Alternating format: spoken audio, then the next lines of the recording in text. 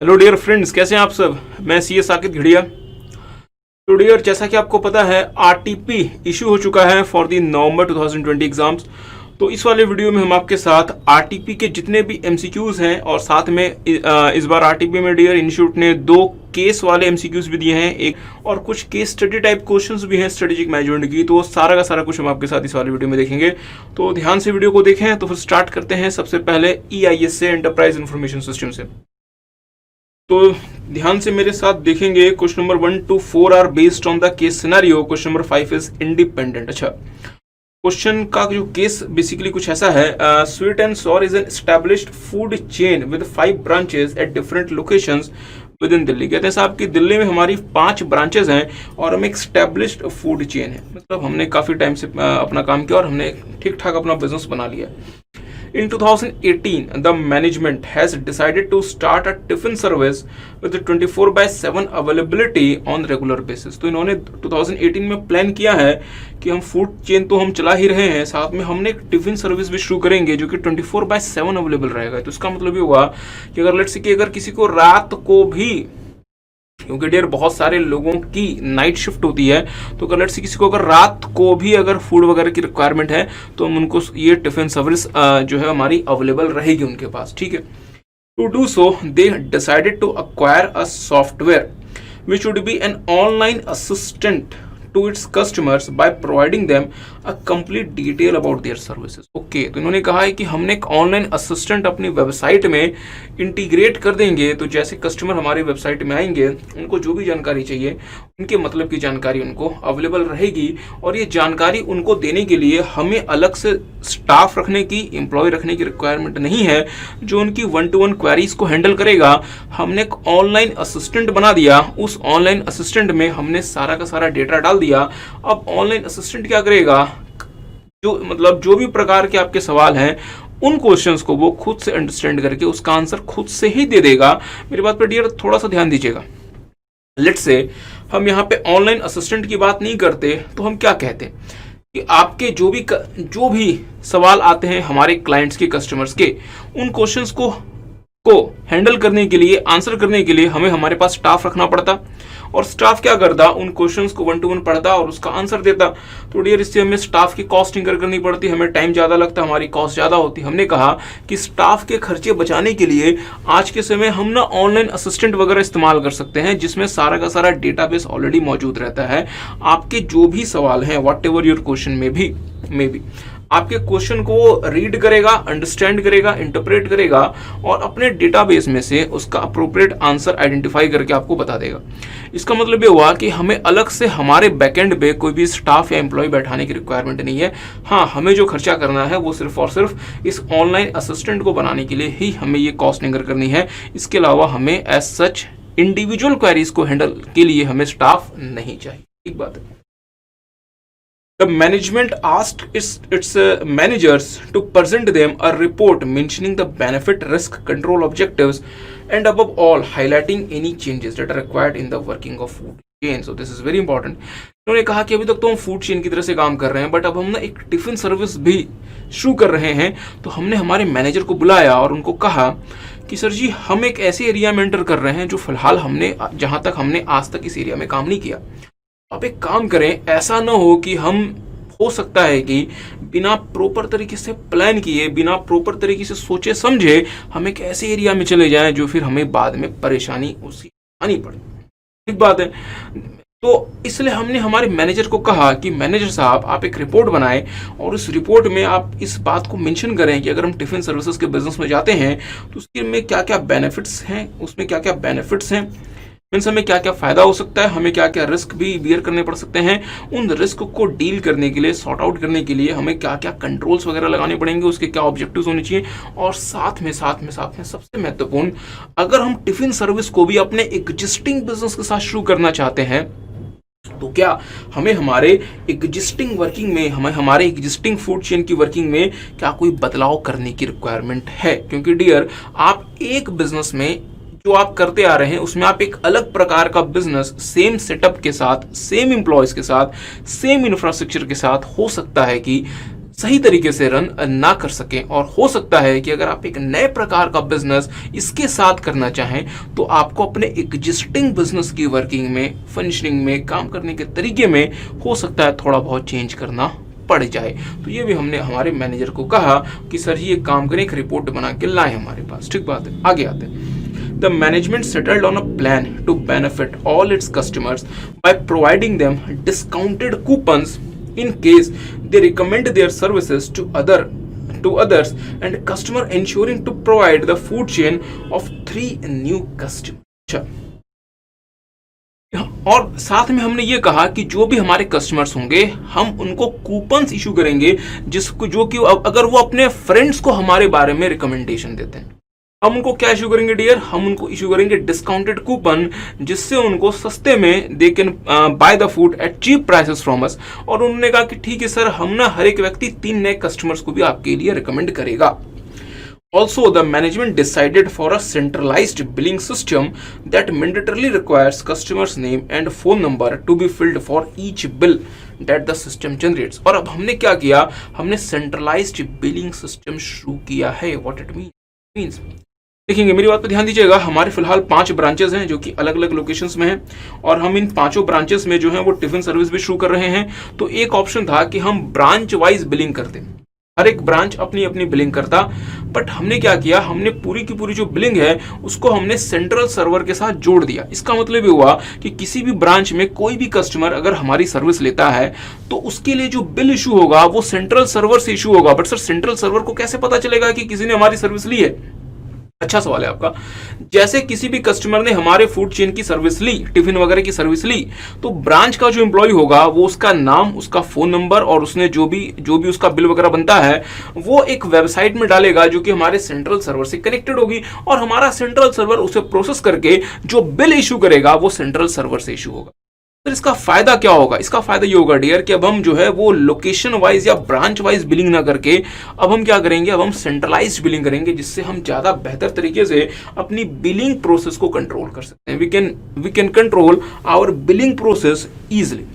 अगर आप branch wise billing करते तो हो सकता है कि आपको थोड़ा सा इसमें इशू होता और ब्रांच वाइज बिलिंग में डियर फ्रॉड की संभावना भी ज़्यादा होती है। बट अगर आप सेंट्रलाइज बिलिंग करेंगे तो जितने भी फर्जीवाड़े हो सकते थे वो सारे के सारे रुक जाएंगे, कंट्रोल ज़्यादा अच्छे से रहेगा, आपके पास रियल टाइम डेटा रहेगा किस ब्रांच में कितने कस्टमर्स किस समय हैं। और अगर मान लीजिए किसी ब्रांच में अगर हमें अच्छा रिटर्न नहीं मिल रहा उस तरीके से हमें जिस तरीके से मिलना चाहिए था तो उस ब्रांच के स्पेसिफिक हम कुछ नई पॉलिसीज वगैरह भी बना सकते हैं। मीन्स हमारे पास कंट्रोल ज़्यादा बेहतर हो जाएगा।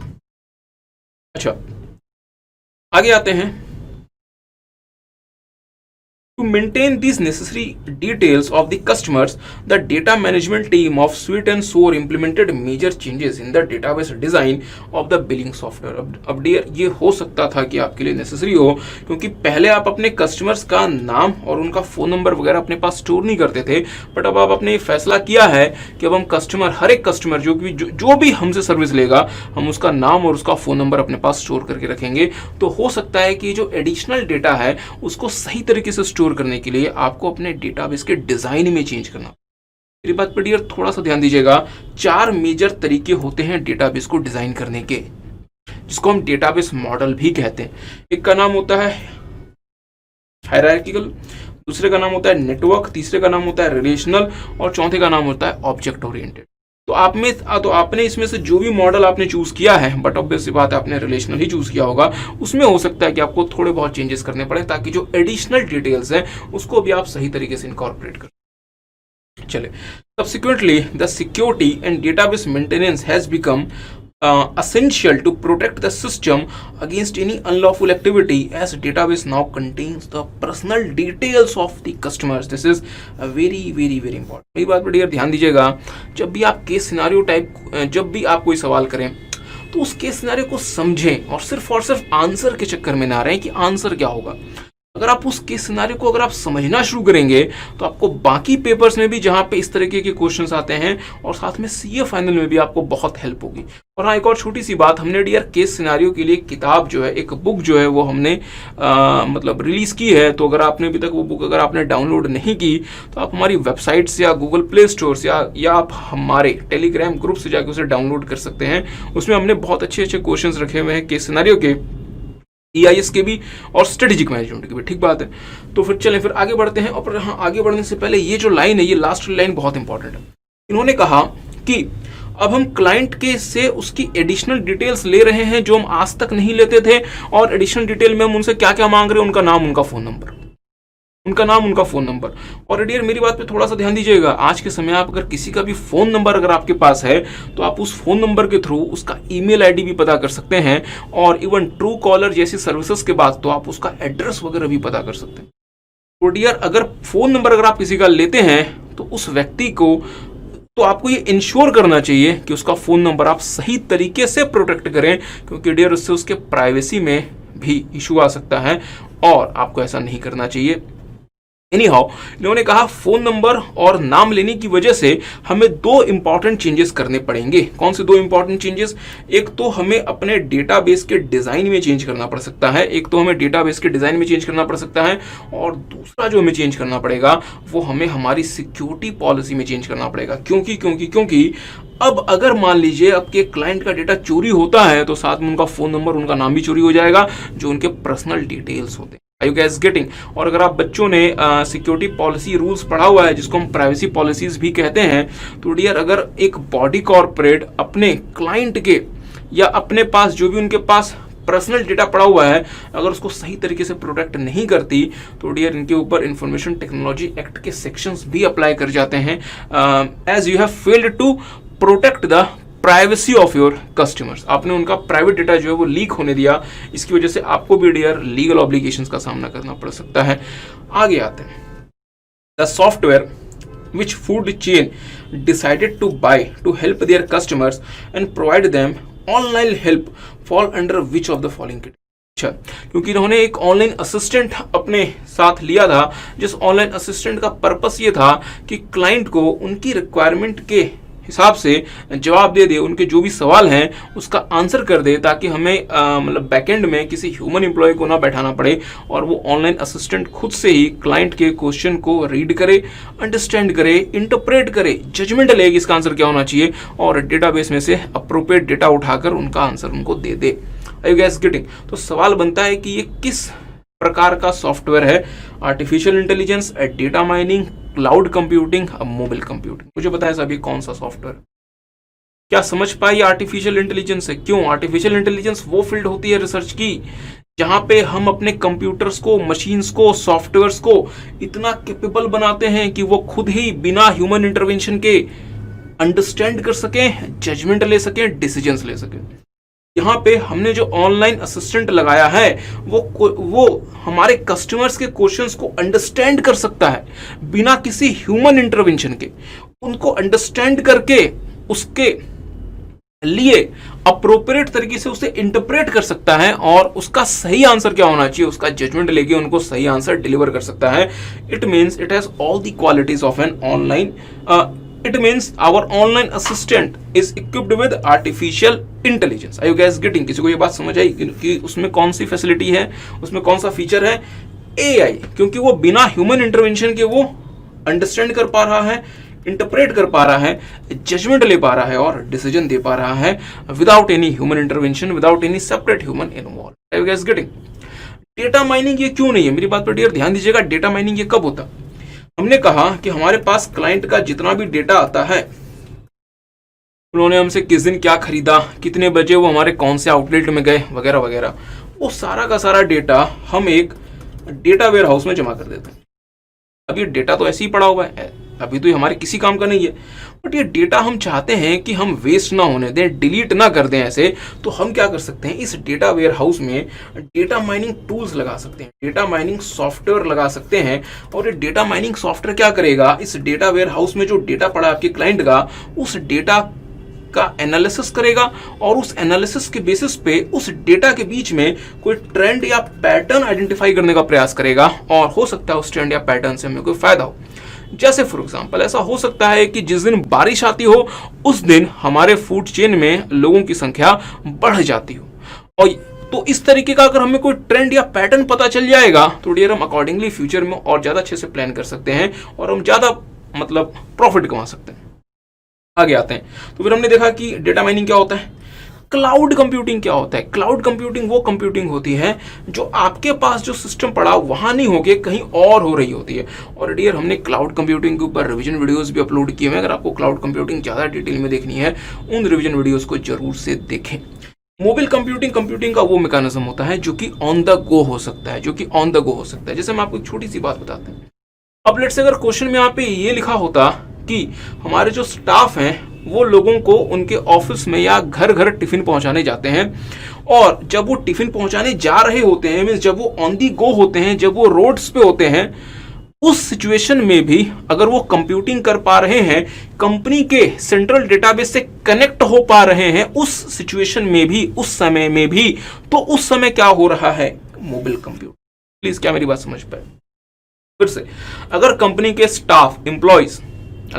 स्टाफ और एम्प्लॉयज जब वो फूड को डिलीवर करने जा रहे हैं, अगर उस दौरान भी अगर वो कंपनी के सर्वर से कनेक्टेड हैं, डेटाबेस से कनेक्टेड हैं, then at that time what is going on, at that time mobile computing is going on. But यहाँ पे ऐसा कुछ नहीं लिखा हुआ। इन्होंने तो सिर्फ आपसे ये पूछा है कि जो ऑनलाइन असिस्टेंट है वो किस श्रेणी में फॉल करेगा। आई होप आपको बात समझ आई। आगे आते हैं। The manager of the food chain prepared a document wherein he depicted various business processes of the food chain in diagrammatic form। और आप फ्लो चार्ट इस्तेमाल कर सकते हैं, आप डेटा फ्लो डायग्राम इस्तेमाल कर सकते हैं। which of the following diagram he will use to present predefined process। अब डियर हमने आपको फ्लो चार्ट की भी हमने आपके लिए पूरा का पूरा वीडियो फ्लो चार्ट का हमने यूट्यूब पे वी हैव ऑलरेडी अपलोडेड। अगर आपको फ्लो चार्ट में कोई भी परेशानी है तो आप जरूर से उस वाली वीडियो को बहुत ध्यान से देखें।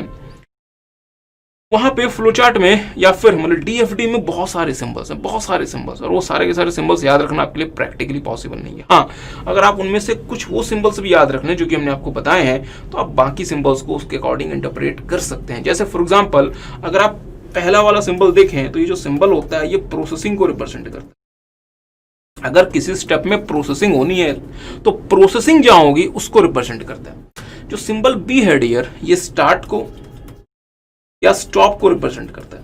अगर आप अपना फ्लो चार्ट स्टार्ट करते हैं या स्टॉप करते हैं it is represented by this symbol B.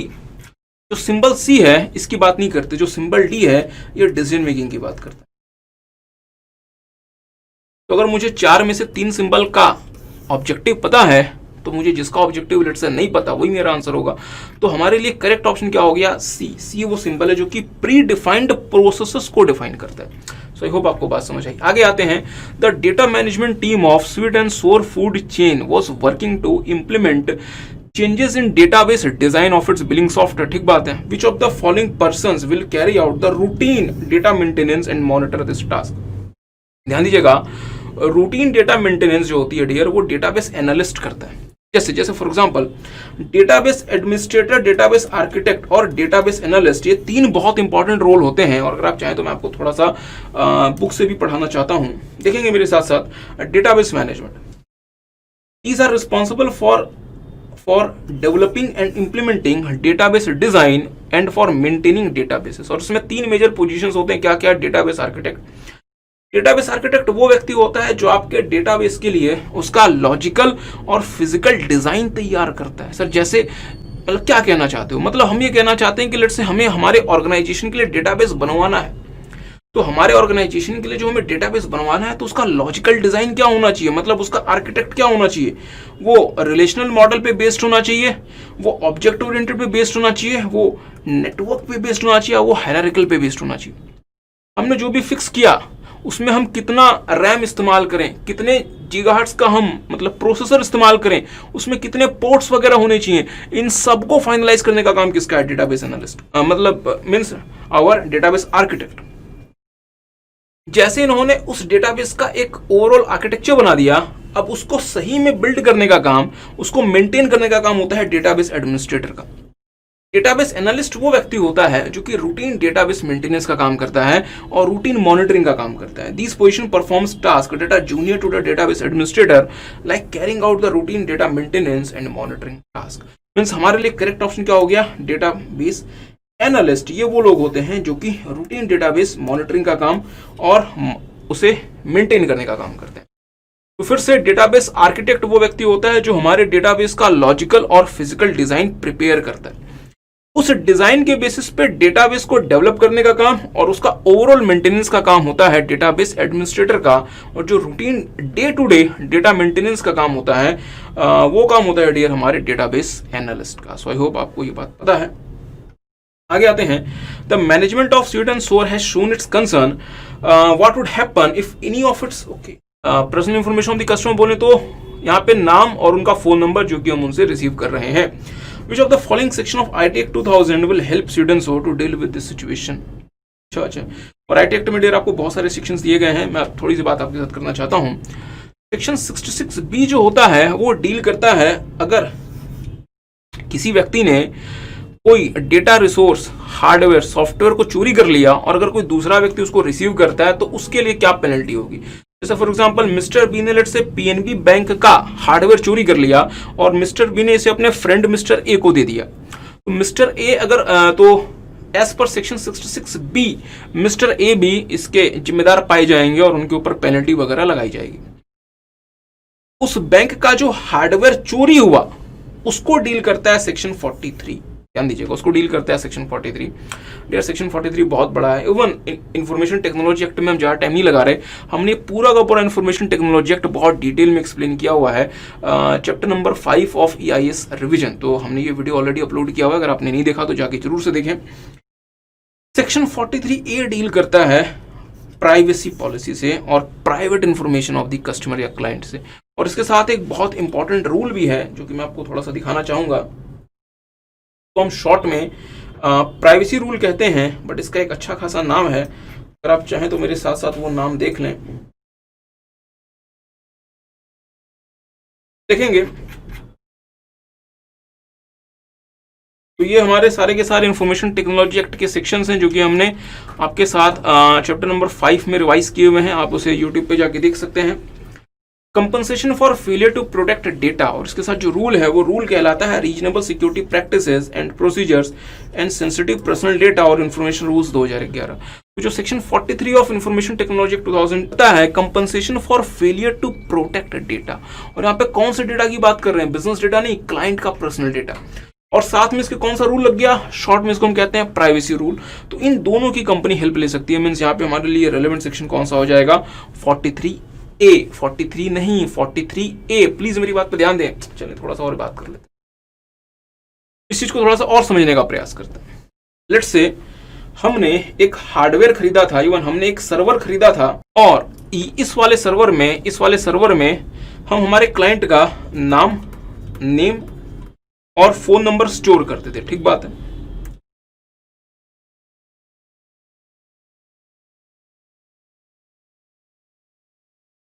इस वाले सर्वर में हम हमारे क्लाइंट का नाम और फोन नंबर स्टोर करते थे। ये हमारे एम्प्लॉय थे मिस्टर ए, हमें लगता था बहुत अच्छे व्यक्ति हैं। इन्होंने क्या किया, ये सर्वर चोरी कर लिया। ये सर्वर इन्होंने चोरी कर लिया। तो जैसे इन्होंने ये सर्वर चोरी कर लिया, इनके ऊपर कौन सा सेक्शन लगने लगा, सेक्शन 43। सेक्शन 43। तो अगर आप किसी कंप्यूटर रिसोर्स को चोरी कर लें, डिस्ट्रॉय कर दें, डिलीट कर दें, ऑल्टर कर दें, उसे कुछ ऐसा कर दें कि वो काम करना बंद कर दे, रिस्पॉन्ड करना बंद कर दे, तो इन सारे के सारे सिचुएशन को कवर करता है सेक्शन 43। ठीक बात है। इन्होंने मिस्टर ने क्या किया, इस सर्वर को चोरी कर लिया। इनको लगा कि यार कुछ अच्छा सा है, इसको ना चोर बाजार में बेच देंगे, कुछ अच्छे पैसे मिल जाएंगे। इन्होंने इसको चोरी कर दिया। चोरी करके इन्होंने इसको अपने फ्रेंड मिस्टर बी को ट्रांसफर कर दिया। यार मिस्टर बी एक काम कर, मैं तो अभी बाहर नहीं जा सकता, तू एक काम कर, तू लेके जा और इसे मार्केट में सेल करके आ जा। मिस्टर बी भी फंसेंगे, भले मिस्टर बी ने डायरेक्टली चोरी नहीं किया, बट मिस्टर बी भी फंसेंगे क्योंकि इन्होंने डिसऑनेस्टली तरीके से अक्वायर किए गए कंप्यूटर रिसोर्स को अपने पास रखा, रिटेन किया, तो ये फंसेंगे सेक्शन 66 बी में। Are you guys getting? किसी को बात समझ आई? लेट्स हमारे पास एक और स्टाफ है, मिस्टर सी। इन्होंने क्या किया था,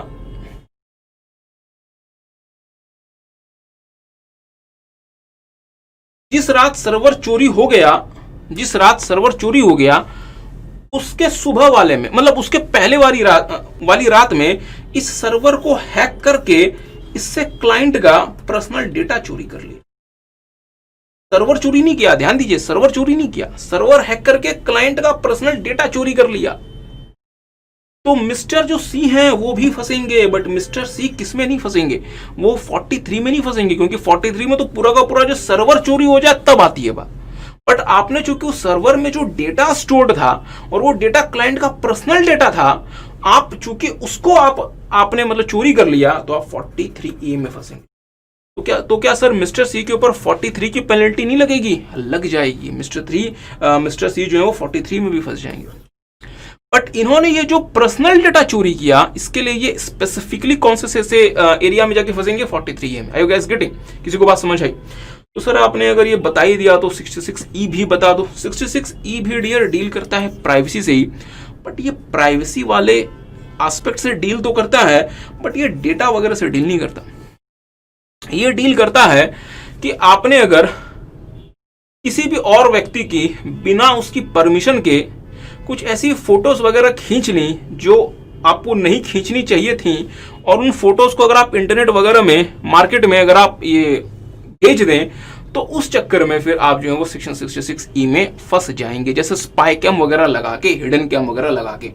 तो इस प्रकार का जो क्राइम है ये सेक्शन 66E में कवर होता है। सो आई होप आप इस बात को समझ पाए कि यहाँ पे 43A क्यों लगेगा। 43 डायरेक्टली यहाँ पे नहीं लग रहा, A यहाँ पे डायरेक्टली आएगा, बट 43 भी यहाँ पे लग जाएगा इनडायरेक्ट वे में।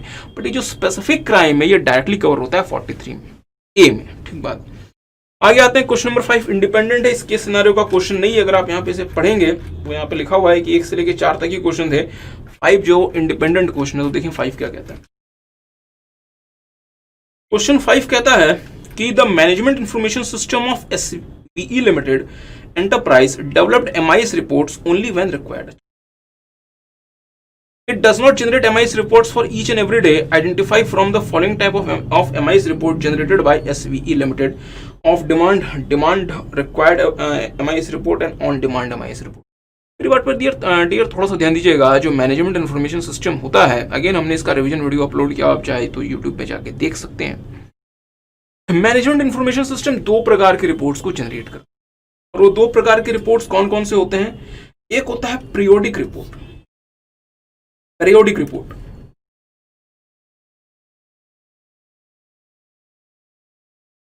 और दूसरा होता है ऑन डिमांड रिपोर्ट। तो मतलब जैसे फॉर एग्जांपल लेट्स से हम बिग बाजार के किसी ब्रांच की बात करते हैं, किसी आउटलेट की बात करते हैं जहां पे रोज का अच्छा खासा टर्नओवर आता है। तो बिग बाजार के उस ब्रांच के जो मैनेजर हैं, उनके पास जो MIS होगा, हो सकता है कि उन्होंने उस MIS में ये सेट किया होगा, पहले से ही फिक्स कर दिया होगा कि यार हर शाम को मुझे रोज के कलेक्शन के बारे में बता देना कितने का सेल हुआ, हर वीक में मुझे बता देना कितने का सेल हुआ, और हर महीने मुझे बता देना कितने का सेल हुआ। इसका मतलब आपका जो MIS है, मैनेजमेंट इंफॉर्मेशन सिस्टम जो है, वो 3 प्रकार की रिपोर्ट तो हमेशा जनरेट करेगा ही करेगा बिना आपके मांगे। और वो 3 रिपोर्ट कौन से हैं? डेली वो जनरेट करेगा सेल्स की रिपोर्ट, वीकली बेसिस पे भी और मंथली बेसिस पे भी। So that is called periodic report. तो पीरियोडिक रिपोर्ट वो रिपोर्ट होते हैं जो आपको बिना किसी सेपरेट इंस्ट्रक्शन के या बिना किसी फर्दर मतलब इंस्ट्रक्शन के, जो आपको हर टाइम जो है वो आपको MIS आपको दे देता है as per the period. But sir ji चले पीरियोडिक रिपोर्ट तो ठीक है, बट क्या MIS में ये भी कैपेबिलिटी होनी चाहिए कि जो रिपोर्ट्स हमने उससे हो सकता है पीरियोडिक बेसिस पे ना मांगी हो, वो भी उस प्रकार की रिपोर्ट को भी प्रोसेस कर सके। जैसे फॉर एग्जांपल मान लीजिए कि हमने MIS को कहा हुआ है कि यार MIS सुनना, हमें ना रोज शाम को लेट्स से 8 बजे उस दिन की डेली सेल्स का रिपोर्ट बना के दे दियो, क्या क्या प्रकार के प्रोडक्ट्स वगैरह बिके उसकी रिपोर्ट हमें दे देना। बट ऐसा भी तो हो सकता है डियर कि किसी दिन अगर सेल्स बहुत ज्यादा हो तो हम इवनिंग में 5 बजे ही हम MIS को बोलें कि यार MIS एक काम करो, मुझे 5 बजे तक की सेल्स की रिपोर्ट बना के दे दो। बट 5 बजे शाम को रिपोर्ट आनी है, ये पीरियोडिक रिपोर्ट का पार्ट नहीं है। बट फिर भी अगर MIS में ये क्षमता है तो इसका मतलब ये हुआ कि MIS आपको ऑन डिमांड रिपोर्ट प्रोसेस करके भी देने की क्षमता रखता है। तो डियर, शाम को जो रिपोर्ट आपके पास आनी है वो तो आनी है without any further instruction to MIS। वो तो MIS आपको प्रोसेस करके देगा ही देगा, क्योंकि वो तो उसका पीरियोडिक रिपोर्टिंग का पार्ट है। बट अगर आप ऐसी भी रिपोर्ट MIS से ले पा रहे हैं जो कि उसकी पीरियोडिक रिपोर्ट में शामिल नहीं है, it means your MIS is capable of producing, generating on demand MIS report. Are you guys getting? चलिए फिर आगे बढ़ते हैं, स्ट्रेटेजिक मैनेजमेंट की तरफ मूव करते हैं। स्ट्रेटेजिक मैनेजमेंट का केस सिनारियो का क्वेश्चन। अब आते हैं RTP के स्ट्रेटेजिक मैनेजमेंट के केस सिनारियो बेस्ड MCQ पे, जो कि इंस्टीट्यूट ने आपको इस बार RTP में दिया हुआ है for the November exam. Question पढ़ते हैं, क्वेश्चन क्या कहता है। क्वेश्चन कहता है connect private limited, a Mumbai based company is launching a smartphone under the brand name of Poppy. अच्छा, ने कहा कि एक कंपनी है जिसका नाम है कनेक्ट प्राइवेट लिमिटेड, जो कि मुंबई में बेस्ड है, वो स्मार्टफोन के मार्केट में एंटर करना चाहती है और उन्होंने जो उसका ब्रांड का जो नाम सोचा है वो नाम सोचा है इन्होंने पॉपी। सर ये कैसा नाम है पॉपी? अब डियर, ओप्पो हो सकता है नाम, वीवो हो सकता है, तो ये तो फिर भी अच्छा नाम है Poppy. Anyhow, the company recognizes the plethora of options that customers have from the Chinese manufacturers flooding the smartphone landscape। तो ये लाइन अच्छी है। इसमें उन्होंने कहा हुआ है कि हाँ, आज हम एक मुंबई बेस्ड कंपनी है और आज के दिन हम स्मार्टफोन इंडस्ट्री में एंटर करना चाहते हैं। बट सर जी, आज अगर आप किसी भी इंडस्ट्री में एंटर करना चाहते हैं तो क्या आपको आंख बंद करके किसी भी इंडस्ट्री में एंटर हो जाना चाहिए, या आपको देखना चाहिए कि आप जिस इंडस्ट्री में एंटर करना चाहते हैं उस इंडस्ट्री में आपका कॉम्पिटिटर कौन है, उस इंडस्ट्री में कॉम्पिटिशन कितना है? क्या ये बातें देखनी पड़ेंगी, या मैं आंख अपनी बंद करके किसी भी इंडस्ट्री में एंटर कर जाऊं और अपने इन्वेस्टर्स का पैसा बर्बाद कर दूं? क्या मुझे ऐसा करना चाहिए? नहीं, हमें ऐसा नहीं करना। तो कंपनी ने भी क्या देखा कि आज जिस स्मार्टफोन इंडस्ट्री में वो एंटर करने का सोच रही हैं, उस स्मार्टफोन इंडस्ट्री को तो चाइनीज मैन्युफैक्चरर्स ने सस्ते सस्ते फोन से तो ऑलरेडी फ्लड कर दिया है, भर दिया है। तो अब थोड़ा सा ध्यान देंगे, Chinese manufacturer flooding the smartphone landscape, मतलब आज आप जिस स्मार्टफोन इंडस्ट्री में एंटर करना चाहते हैं उस स्मार्टफोन इंडस्ट्री में कोई ऐसी बात नहीं है कि कस्टमर्स आपके प्रोडक्ट के लिए जो है वो रात दिन इंतजार कर रहे हैं। The customers are waiting for your product. वहां पे ऑलरेडी कौन बैठे हुए हैं? चाइनीज बैठे हुए हैं। एनीहाउ, आगे आते हैं। विद रिसेंट कोविड-19 pandemic hurting the global sentiment towards Chinese product, the company plans to play on the patriotic card and advertise Poppy as a desi smartphone of India. तो इन्होंने कहा कि सर, जैसे कोरोना जो है, जिसको डोनाल्ड ट्रंप साहब ने चाइनीज वायरस भी कह दिया, और हर किसी को पता है कि जो मतलब कोरोना है जो basically this has the origin from China, इसलिए पूरी दुनिया में चाइना को लेकर जो सेंटिमेंट है वो थोड़ा सा नेगेटिव है, और इसलिए भारत में भी चाइना को लेकर जो सेंटिमेंट है वो कोई बहुत अच्छा नहीं है। तो हम एक काम करेंगे, हम ना लोगों की देशभक्ति जगाएंगे और हम लोगों को इस बात का थोड़ा सा एहसास दिलाने का प्रयास करेंगे कि आपको चाइनीज स्मार्टफोन ना खरीद के आपको देसी ब्रांड के स्मार्टफोन खरीदने चाहिए। तो इन्होंने यहाँ पे क्या कहा हुआ है? The company plans to play on the patriotic card and advertise Poppy as the desi smartphone of India. मतलब ये भारत का फोन है, हम इसको कुछ इस तरीके से एडवर्टाइज करेंगे ताकि लोगों के देशभक्ति की भावनाओं को जगाया जाए और वो सस्ते चाइनीज फोन ना खरीद के वो हमारे वाला स्मार्टफोन खरीदें। तो कंपनी ये प्लान कर रही है कि हम कुछ ऐसा कर सकते हैं ऐसे मार्केट में एंटर करने के लिए जहां पे ऑलरेडी चाइनीज बहुत ज्यादा स्ट्रांगली मौजूद है। आगे बढ़ते हैं। Strategic arm of the company undertook an industry analysis and reported that Busted phone segment was overtaken by the Chinese brands completely. However the low segment of the smartphones was still open for exploration. मैं थोड़ी सी इसमें बात करना चाहूंगा। जैसे dear, अगर मैं आज के समय अगर मैं सेलफोन की बात करता हूं तो मैं सेलफोन के पूरे मार्केट को 3 हिस्सों में लेट्स से क्लासिफाई कर, सर 3 हिस्सों में। हाँ डियर, आप चाहे तो ज्यादा में भी कर सकते हैं, बट स्टिल, क्योंकि डियर आपको पता है कि अगर मैं आज मार्केट में सेलफोन खरीदने के लिए जाता हूं तो मुझे जो है सेलफोन वो 1000 रुपीज से मिलना शुरू हो जाता है। और आजकल तो डियर वो सैमसंग गैलेक्सी फोल्ड 2 आ गया, जिसका प्राइस करीबन करीबन 1,60,000 रुपए के आसपास है। गैलेक्सी फोल्ड 2 तो सर 1,000 रुपए का भी सेलफोन अवेलेबल है मार्केट में। हाँ डियर, ये बात आपको ऑलरेडी पता है। और सर क्या 1,60,000 रुपए तक? हाँ डियर। तो मुझे एक बात बताएं, जो 1,000 रुपए में जो फोन मिल रहा है वो भी सेलफोन कहलाता है, और जो 1,60,000 का जो फोन है वो भी सेलफोन कहलाता है। बट क्या मैं ये कह सकता हूं कि दोनों प्रकार के फोन को खरीदने वाला कस्टमर सेम होगा, या दोनों अलग अलग प्रकार के कस्टमर्स के लिए होगा? सर दोनों अलग अलग प्रकार के कस्टमर्स के लिए होगा। तो हम ना स्मार्टफोन के मार्केट को 3 सेगमेंट्स में मान लीजिए क्लासिफाई कर सकते हैं। और पहला जो सेगमेंट है, let's say that is the lower and segment. दूसरा जो सेगमेंट है, let's say that is the budget segment. और तीसरा जो सेगमेंट है, let's say high and segment. But sir question में तो ये नहीं लिखा हुआ। बिल्कुल सही बात है डियर, क्वेश्चन में सिर्फ पहले 2 सेगमेंट्स के बारे में लिखा हुआ है। तो आपको थोड़ा सा ये केस स्टडी समझाने के लिए हम थोड़ा सा इसको एक्सप्लेन करना चाहते हैं। लोअर एंड सेगमेंट में लेट्स से हम कहते हैं कि 1,000 रुपीज से लेके 5,000 रुपए तक के जो स्मार्ट जो सेलफोन है वो इस वाले सेगमेंट में फॉल करते हैं। 5,000 रुपए से लेके लेट्स से जो 25,000 रुपए वाले जो सेलफोन है, 25,000 तक जो आते हैं, वो लेट्स से बजट सेगमेंट में फॉल करते हैं। और हायर एंड अगर हम सेगमेंट की बात करें तो 25,000 प्लस वाले जितने भी सेलफोन है या जितने भी स्मार्टफोन है वो let's say higher and segment में आते हैं। ठीक है, हमारी जो कंपनी है कनेक्ट प्राइवेट लिमिटेड, उन्होंने हायर एंड सेगमेंट को तो एक्सप्लोर ही नहीं किया। इन्होंने कहा कि साहब हायर एंड सेगमेंट में जाना हमारे बस का नहीं है। इन्होंने जो एक्सप्लोर किया था वो किया था बजट सेगमेंट को। इन्होंने किसको एक्सप्लोर किया था? बजट सेगमेंट को। बट बजट सेगमेंट में, बजट वाले सेगमेंट में ऑलरेडी चाइनीज की मौजूदगी बहुत स्ट्रांग है।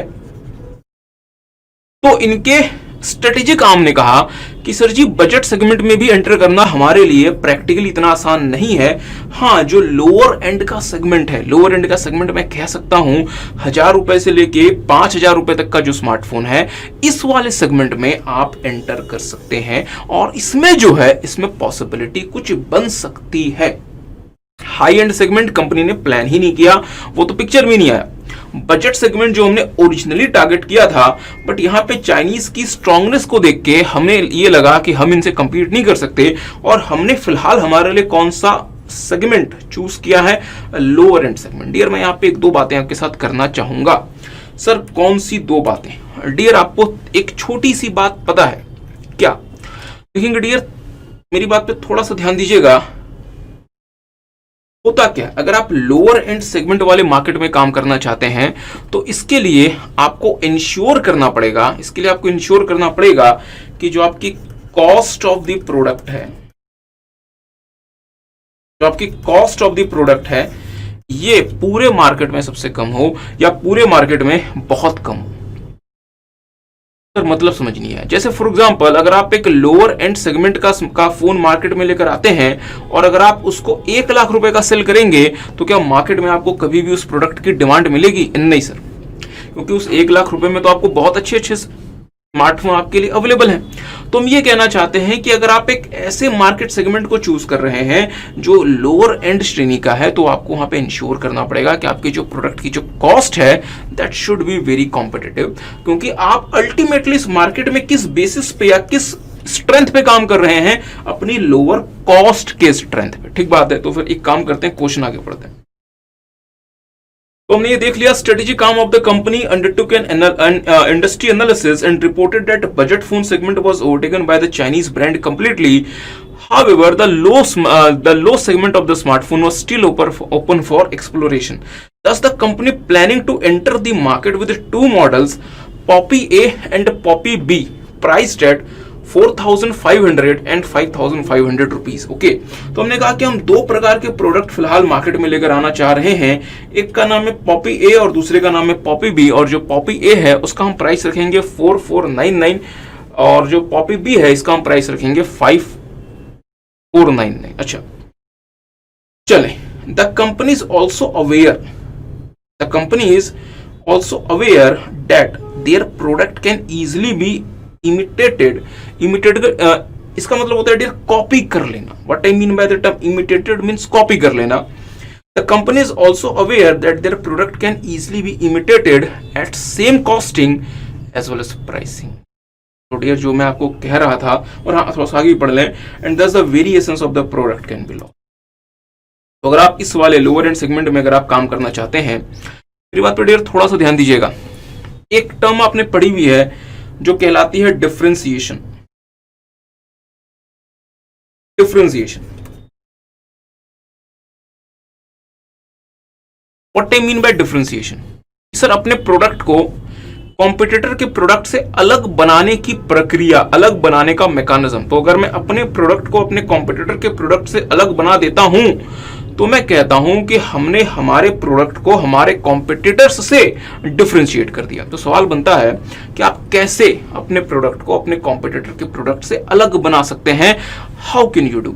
इसके कुछ तरीके होते हैं। पहला तरीका कि आप ऐसे फीचर्स अपने फोन में लेकर आ जाएं जो कि आपका कॉम्पिटिटर ऑफर नहीं करता।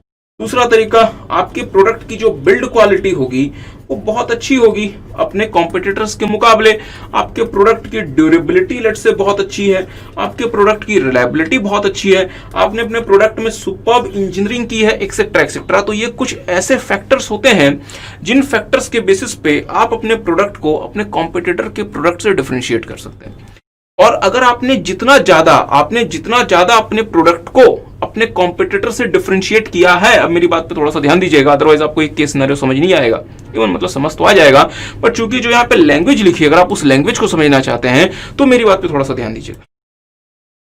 अगर आप चाहते हैं कि आपका प्रोडक्ट आपके कॉम्पिटिटर के प्रोडक्ट से डिफरेंशिएट हो, अलग हो, तो आपको उसमें नए नए फीचर्स ऐड करने पड़ेंगे जिसकी कॉस्ट आएगी, जिसमें आपको अच्छे खासे पैसे खर्च करने पड़ेंगे। और हाँ, आप जितने भी पैसे खर्च कर रहे हैं, आप अपने प्रोडक्ट के प्राइसेस को उतना ज्यादा बढ़ाइए, कस्टमर से रिकवरी कर लें। जैसे मैंने आपको एग्जांपल दिया था, अभी सैमसंग ने गैलेक्सी फोल्ड 2 लॉन्च किया, शायद 1,60,000 के आसपास के प्राइस में। तो सर जी ऐसा क्यों उन्होंने किया? क्योंकि उन्होंने सैमसंग गैलेक्सी फोल्ड 2 में सैमसंग वालों ने ऐसे ऐसे फीचर्स ऐड कर दिए जो फिलहाल करंट टाइम में किसी और ब्रांड के पास नहीं है। इसकी वजह से वो उसका प्राइस भी चार्ज कर रहे हैं। तो मेरा आपसे छोटा सा सवाल है, मैं सर क्या कहना चाहते हो? जल्दी बोलो। हाँ, मेरा आपसे एक छोटा सा सवाल है, किस सिनारियो में, किस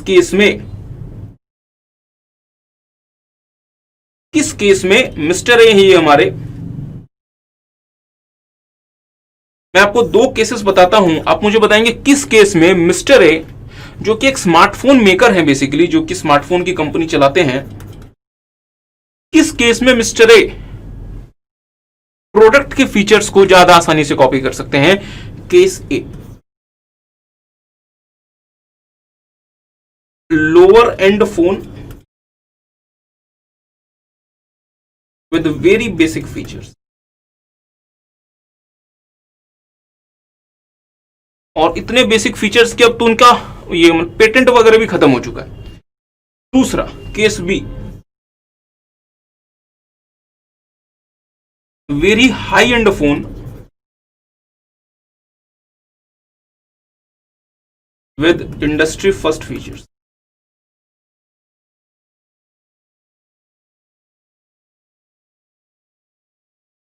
very high end phone with industry first features, और इंडस्ट्री फर्स्ट फीचर्स अगर आपके पास, आपने अगर इंट्रोड्यूस किए हैं तो आपके पास उन सब फीचर्स का पेटेंट भी आपके पास मौजूद है। तो केस ए एक लोअर एंड फोन जिसमें बहुत बेसिक फीचर्स हैं, और इतने बेसिक फीचर्स है कि उनका पेटेंट वगैरह भी किसी के पास नहीं रहा और कोई भी क्लेम नहीं कर सकता। और दूसरा वेरी हाई एंड स्मार्टफोन जिसमें इंडस्ट्री के सबसे पहले जो आपने ऐसे ऐसे फीचर्स दिए जो कि इंडस्ट्री में सबसे पहले, और चूंकि आपने जो ये फीचर्स दिए हैं आपके पास उनका पेटेंट भी होगा। तो मेरा आपसे सवाल यह है कि मिस्टर ए जो एक स्मार्टफोन मेकर हैं, वो केस ए केस बी दोनों में से कौन से सिचुएशन में फीचर्स आसानी से कॉपी कर सकते हैं, जल्दी से कॉपी कर सकते हैं, इमिटेट कर सकते हैं? सर जी केस बी में बताएंगे क्या केस बी में मिस्टर ए फीचर्स कॉपी कर सकते हैं? नहीं। अगर केस बी में मिस्टर ए फीचर्स कॉपी करने का प्रयास करेंगे, इनको बहुत टाइम लग जाएगा, इनको बहुत कॉस्ट इंकर करनी पड़ेगी डियर, और हो सकता है कि ये लीगल खर्चे में भी आ जाए क्योंकि इनका पेटेंट भी होगा। केस ए वाले में तो डियर इतने बेसिक फीचर्स हैं कि कोई भी कॉपी कर सकता है, कोई भी आसानी से इमिटेट कर सकता है। और मुझे बताया ना, अगर आपके प्रोडक्ट के फीचर्स को कॉपी कर लिया गया इमिटेट कर दिया गया और उसी प्राइस में मार्केट में लॉन्च कर दिया गया जिस प्राइस में आप अपने प्रोडक्ट को सेल कर रहे हैं, तो फिर आपके प्रोडक्ट में क्या बचा? आपका प्रोडक्ट तो डियर खत्म हो जाएगा, उसकी भविष्य में कुछ नहीं बचेगा। The future will be over. Are you guys getting? तो इन्होंने यहाँ पे यही लिखा हुआ है, the company is also aware that their product can easily be imitated at the same costing as well as pricing, and thus the variations of their product can be lost. Anyhow, a team of marketing professionals was hired to tackle this issue. The situation they suggested was to take the first mover advantage by spending huge sum in advertising and promotion. अच्छा, इन्होंने कहा कि चूंकि market में dear market हमारे लिए कोई मतलब खाली तो है नहीं, पहले से वहां पे चाइनीज है, तो हमने क्या किया, हमने ना मार्केटिंग प्रोफेशनल्स की एक टीम को हायर किया और उनको कहा कि बताएं साहब ये सिचुएशन है, हमें क्या करना चाहिए। उन्होंने कहा कि सर ये काम करें, फर्स्ट मूवर एडवांटेज ले लें। मुझे बताएं यहाँ पे क्या फर्स्ट मूवर एडवांटेज पॉसिबल भी है? फर्स्ट मूवर एडवांटेज तो डियर ऐसी इंडस्ट्री में पॉसिबल होता है जहां आप कुछ नया इंट्रोड्यूस कर रहे हैं। अगर मैं एक बेसिक बजट स्मार्टफोन लेकर मार्केट में जाऊं तो क्या मैं कुछ नया इंट्रोड्यूस कर रहा हूं? एनीहाउ, इन्होंने कहा कि आप फर्स्ट मूवर एडवांटेज ले लें, और ये एडवांटेज आप कैसे लें? आप ना ह्यूज सम खर्च कर दें एडवर्टाइजिंग में एंड प्रमोशन में। पता नहीं कंपनी का भला चाहते थे या इनको भी चाइनीज ने प्लांट किया था कंपनी को बर्बाद करने के लिए। एनीहाउ, थोड़ा सा आगे बढ़ते हैं। Based on sound consciousness of the competition from huge money backed international players. Okay, कहते हैं based on the sound consciousness of the competition from huge money backed international players, the company decided to manufacture smartphone covers and accessories with the same desi tag along with Poppy smartphones. ये बहुत अच्छी language लिखी गई है यहाँ पे। I hope आप इस बात को समझ पा रहे हैं। कहते साहब हमारा कंपटीशन ऐसे प्लेयर से है जिनके पास बहुत पैसा है, वो इंटरनेशनली बहुत बड़े लोग हैं। अब जैसे फॉर एग्जांपल मैं आपको एक छोटी सी बात बताना चाहता हूँ। लेट्स से कि अगर आज मैं ऑपरेटिंग सिस्टम मार्केट में एंटर करता हूं, तो क्या मैं माइक्रोसॉफ्ट के विंडोज को कंपीट कर पाऊंगा?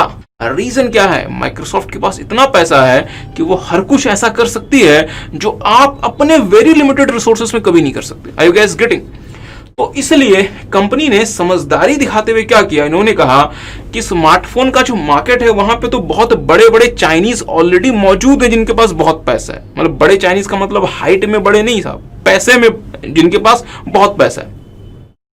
तो हम एक काम करते हैं, स्मार्टफोन तो चले पॉपी ठीक है, हम ना स्मार्टफोन की एसेसरीज वगैरह भी बनाना शुरू कर देते हैं और हम स्मार्टफोन के कवर्स वगैरह भी बनाना शुरू कर देते हैं। मतलब जो भी पॉपुलर स्मार्टफोन्स मार्केट में ऑलरेडी अवेलेबल है और सब ब्रांड्स के, हम उनकी एसेसरीज और हम उनके कवर्स वगैरह बनाना शुरू कर देते हैं। जैसे हम मोबाइल चार्जर बनाना शुरू कर देते हैं, हम ये मतलब ईयरफोन बनाना शुरू कर देते हैं, हम वायरलेस चार्जर वगैरह बनाना शुरू कर देते हैं, ताकि ऐसी भी चीजें हम बनाना शुरू कर देते हैं और उसको भी हम और उसे भी जो है हम उसे भी देसी टैग के साथ।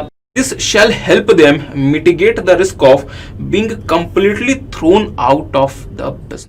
कहते हैं कि अगर आप स्मार्टफोन के साथ साथ एक नए एरिया में भी काम करेंगे, अगर आप एक नए एरिया को भी साथ लेके चलेंगे, तो लेट से किसको पता है कि चाइनीज जो है वो स्मार्टफोन में आपको पूरी तरीके से ही पीट दें। कम से कम आपके पास तो एटलीस्ट आप मार्केट से पूरी तरीके से बाहर तो नहीं हो जाएंगे, कम से कम आपके पास एक्सेसरीज का बिजनेस तो रहेगा। चलें, दे invested a fairly good amount in manufacturing these accessories.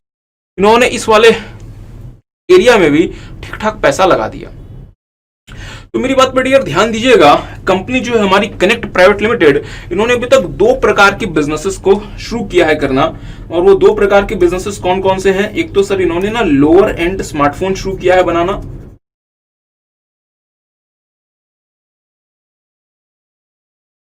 और दूसरा इन्होंने शुरू किया है cover and accessories of smartphone. मेरा आपसे छोटा सा सवाल है, आप जो लोअर एंड स्मार्टफोन का बिजनेस आपने शुरू किया है, आप जिस मार्केट के लिए इस बिजनेस को शुरू कर रहे हैं वो मार्केट कैसा है? मैं कुछ ऑप्शंस देता हूं। इंट्रोडक्शन फेज में है, ग्रोथ में है, मैच्योरिटी हो चुकी है, या फिर डिक्लाइन में है। भारत में या पूरे वर्ल्ड में डियर स्मार्टफोन का मार्केट कैसा है? क्या मैं ये कह सकता हूं कि भारत में स्मार्टफोन का मार्केट इंट्रोडक्शन फेज में? नहीं सर, हाँ, भारत में स्मार्टफोन का मार्केट इंट्रोडक्शन फेज में था 2010 के आसपास। आज भारत में स्मार्टफोन का मार्केट इंट्रोडक्शन ग्रोथ को क्रॉस करके मैच्योरिटी के फेज में जा चुका है। Indian smartphone market has become matured, और पूरी दुनिया में चाहे वो यूरोपियन कंट्रीज हो, चाहे वो जापान हो, इवन चाहे वो चाइना हो, वहां पे स्मार्टफोन का मार्केट डिक्लाइन में जा रहा है। और हाँ, भारत में ये मैच्योर्ड हो चुका है या मैच्योर्ड होने वाला है। अफ्रीका ही इकलौता ऐसा रीजन है पूरे वर्ल्ड में जिसमें आप कह सकते हैं कि स्मार्टफोन का मार्केट जो है वो ग्रोथ फेज में है, और पूरी दुनिया में डियर कोई भी ऐसा स्पेस नहीं है जहां स्मार्टफोन का मार्केट इंट्रोडक्शन फेज में।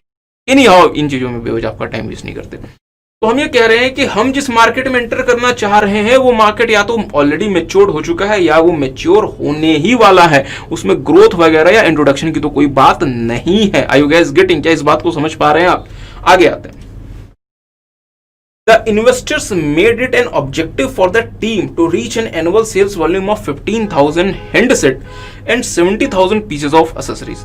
तो जिन लोगों ने कंपनी कनेक्ट प्राइवेट लिमिटेड में पैसा लगाया है, उन्होंने कहा कि साहब हमने पैसा लगाया है तो हम चाहते हैं कि हमारा पैसा सही हाथों में हो, इसलिए हम ये चाहते हैं कि आप कम से कम 15,000 स्मार्टफोन बेचेंगे और आप कम से कम 70,000 एक्सेसरीज को सेल करेंगे, जो कि आप accessories sales surpassed the expectations by fairly good margin. उन्होंने कहा कि सर जी एक्सेसरीज का तो हमने ऑब्जेक्टिव 70,000 रखा था, बट वो हमारी उम्मीद से ज्यादा अच्छा बिक गया।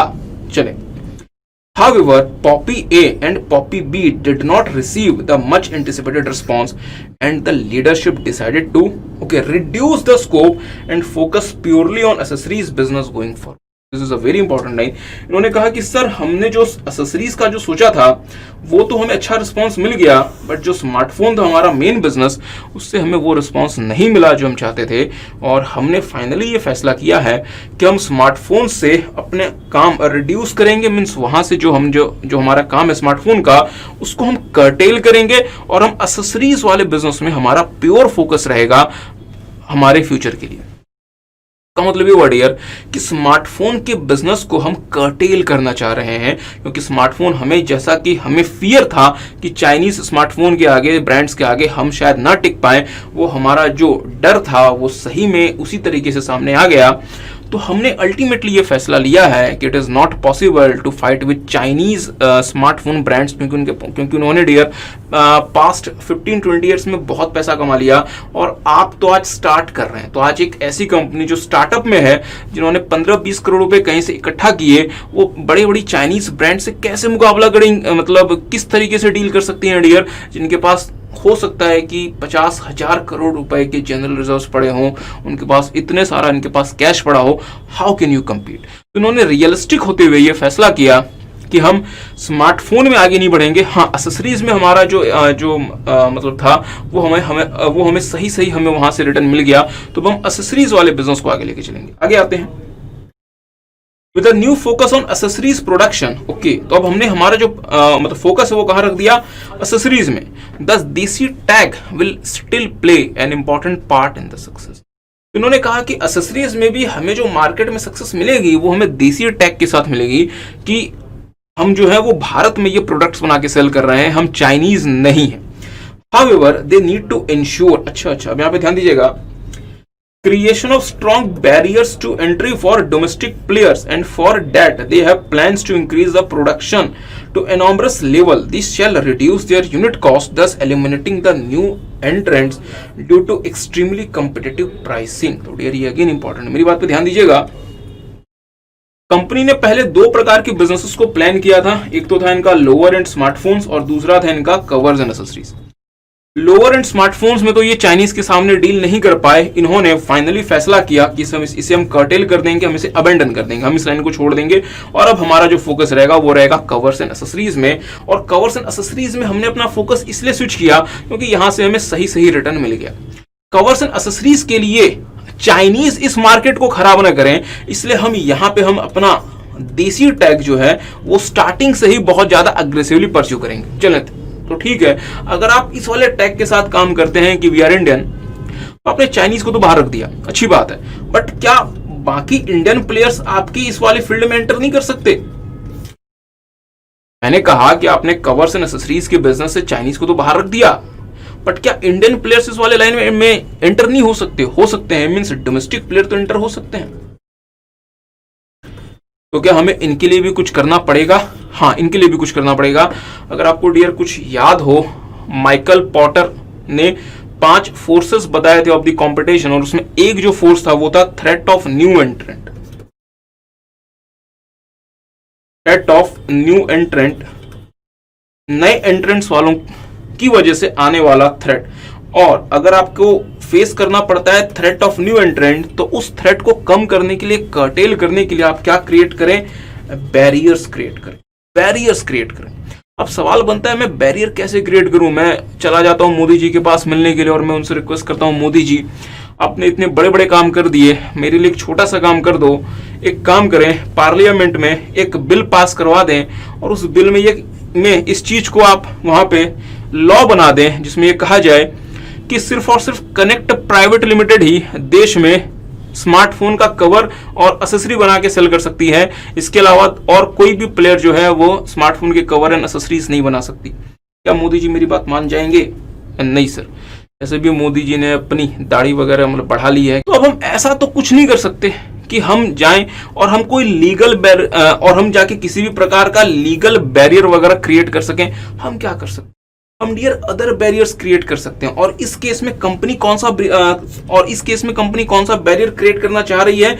कंपनी कह रही है कि हम इतने ज्यादा वॉल्यूम में प्रोडक्शन करेंगे कि जो हमारी यूनिट कॉस्ट है वो इतनी ज्यादा कम हो जाएगी कि अगर कोई नया प्लेयर मार्केट में इस वाले में अगर एंटर करना चाहता है तो वो हमारी कॉम्पिटिटिव प्राइसिंग की वजह से सर्वाइव ही नहीं कर पाएगा। मतलब कंपनी यहां पे ह्यूज वॉल्यूम ऑफ प्रोडक्शन में काम करके अपनी कॉस्ट को बहुत कम कर लेना चाहती है, ताकि किसी भी नए एंट्रेंट के लिए कंपनी के लेवल की कॉस्ट को मैच करना और कंपनी के लेवल की सेलिंग प्राइस को मैच करना पॉसिबल ही ना हो, और वो या तो मार्केट में एंटर ही ना करे। अगर वो मार्केट में एंटर कर भी गया तो वो छोड़ के चला जाए। चलें, तो ये तो था डियर हमारा केस सिनेरियो। आगे बढ़ते हैं। Based on the above case scenario, answer the following multiple choice questions. अच्छा, Connect Private Limited entered a saturated market. Saturated market. Connect Private Limited entered a saturated market. What I mean by saturated market? Saturated market वो market होता है dear जो कि matured हो चुका है, fully matured है, जहां विजिबल ग्रोथ खत्म हो चुकी है, बहुत सारे प्लेयर्स हैं और कोई भी प्लेयर ऐसा नहीं है जो कि क्लियर लीडर हो। किसी के पास भी कोई ऐसी पोजीशन नहीं है कि वो मोनोपोली अपनी क्लेम कर सके। बहुत सारे प्लेयर्स हैं और मैक्सिमम प्लेयर्स ऐसे हैं जो कि 5 से लेके 15% मार्केट शेयर के साथ काम कर रहे हैं। मींस एक ऐसा मार्केट जहां बहुत सारे प्लेयर्स हैं, किसी के पास भी क्लियर मोनोपोली नहीं है, मार्केट में ग्रोथ बिल्कुल नहीं है, मार्केट मैच्योर हो चुका है। ठीक बात है। So that is called saturated market. After a due market study of understanding the competitive landscape. ठीक बात, इन्होंने कहा कि हम इस मार्केट में तभी एंटर करेंगे जब हमने कॉम्पिटिटिव लैंडस्केप को अच्छे से समझ लिया। Put the below steps in correct sequence of understanding the competitive landscape. Competitive landscape को समझने के लिए डियर कुछ स्टेप्स होते हैं। सब आप कॉम्पिटिटिव लैंडस्केप को कब समझ सकते हैं dear? When you can understand the competitive landscape, जब आप सबसे पहले अपने कॉम्पिटिटर को अंडरस्टैंड करें। Are you guys getting? मतलब मुझे एक बात बताया ना, कोई भी मार्केट कॉम्पिटिटिव बनता क्यों है? कोई भी मार्केट कॉम्पिटिटिव क्यों बनता है? मैंने कहा कि ये मार्केट है, दिस इज मार्केट। मैं इस मार्केट को कॉम्पिटिटिव क्यों बोलता हूं? क्योंकि यहां पे कौन खड़ा हुआ है, कौन बैठा हुआ है? कॉम्पिटिटर। लेट्स से मैं कहता हूं कि मैंने इस कॉम्पिटिटर को इस मार्केट से बाहर निकाल दिया, तो क्या मैं इस मार्केट को कॉम्पिटिटिव बोलूंगा? नहीं सर, अब मैं इस मार्केट को क्या बोलूंगा? मोनोपोली बोलूंगा। तो कोई भी मार्केट कॉम्पिटिटिव क्यों बना? Due to the presence of competitor. तो अगर आपको एक कॉम्पिटिटिव मार्केट को समझना है तो आपको किसको समझना पड़ेगा? कॉम्पिटिटर को। बट सर कॉम्पिटिटर को तो हम तभी समझेंगे ना जब हमें पता हो कि कॉम्पिटिटर कौन है। सबसे पहले हमें क्या पता होना चाहिए? कॉम्पिटिटर कौन है। मीन्स हमें समझना तो हमारे कॉम्पिटिटर को है, बट कॉम्पिटिटर को आप कब समझ पाएंगे डियर फ्रेंड? जब आपको कॉम्पिटिटर का पता हो। मीन्स अगर आपको कॉम्पिटिटिव लैंडस्केप को समझना है तो सबसे पहले आपको क्या करना पड़ेगा? Identify the competitor. जैसे आपने कॉम्पिटिटर आइडेंटिफाई कर लिया, अब आप क्या करें? उसे अंडरस्टैंड।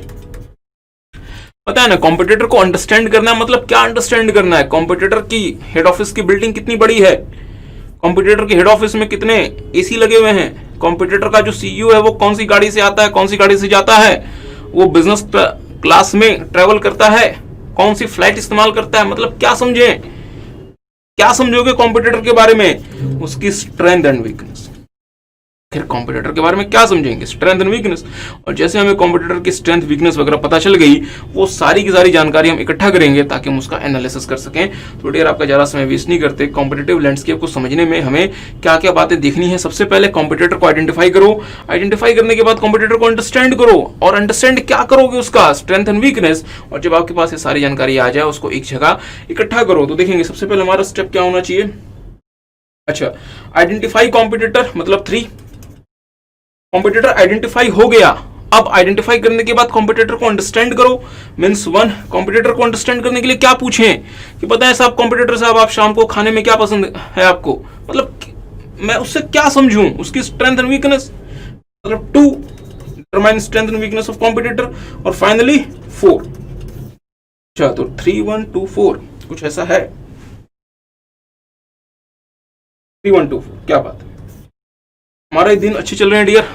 हमारा ऑप्शन क्या हो गया? बी। तो the correct option is B. आगे बढ़ते हैं थोड़ा सा। Annual sales volume as an objective by the investors was crucial to establish the company in the market. अच्छा, annual sales volume as an objective by the investors was crucial to establish the company in the market. Investors ने क्या कुछ ऐसा कहा था?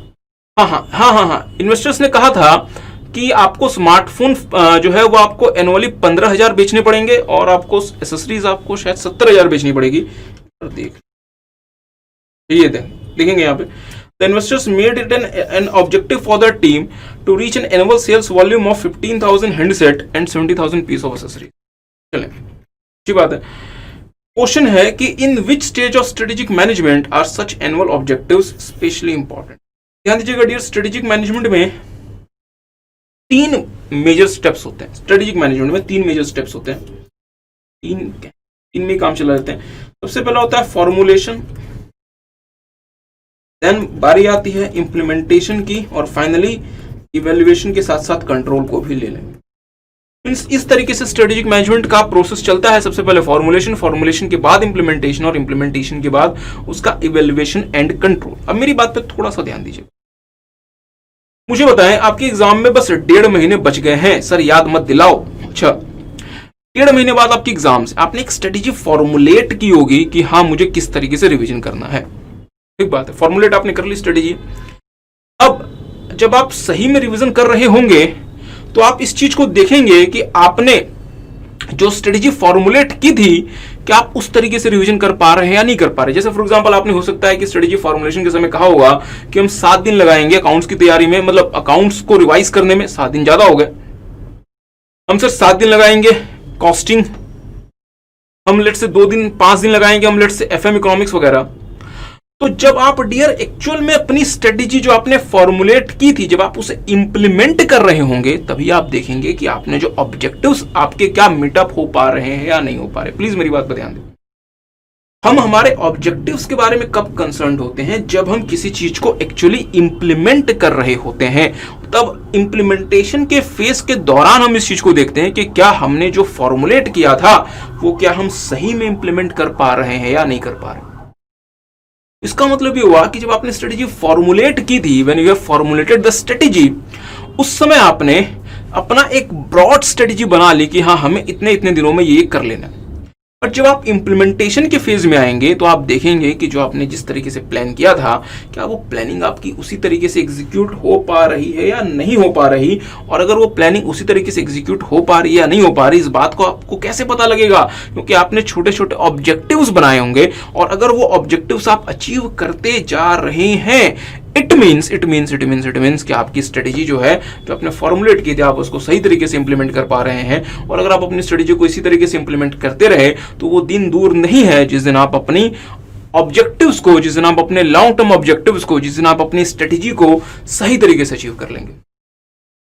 Following the sales number reported at the end of the year, the leadership took a serious strategic standpoint to move forward and shift to a new core business which was more profitable.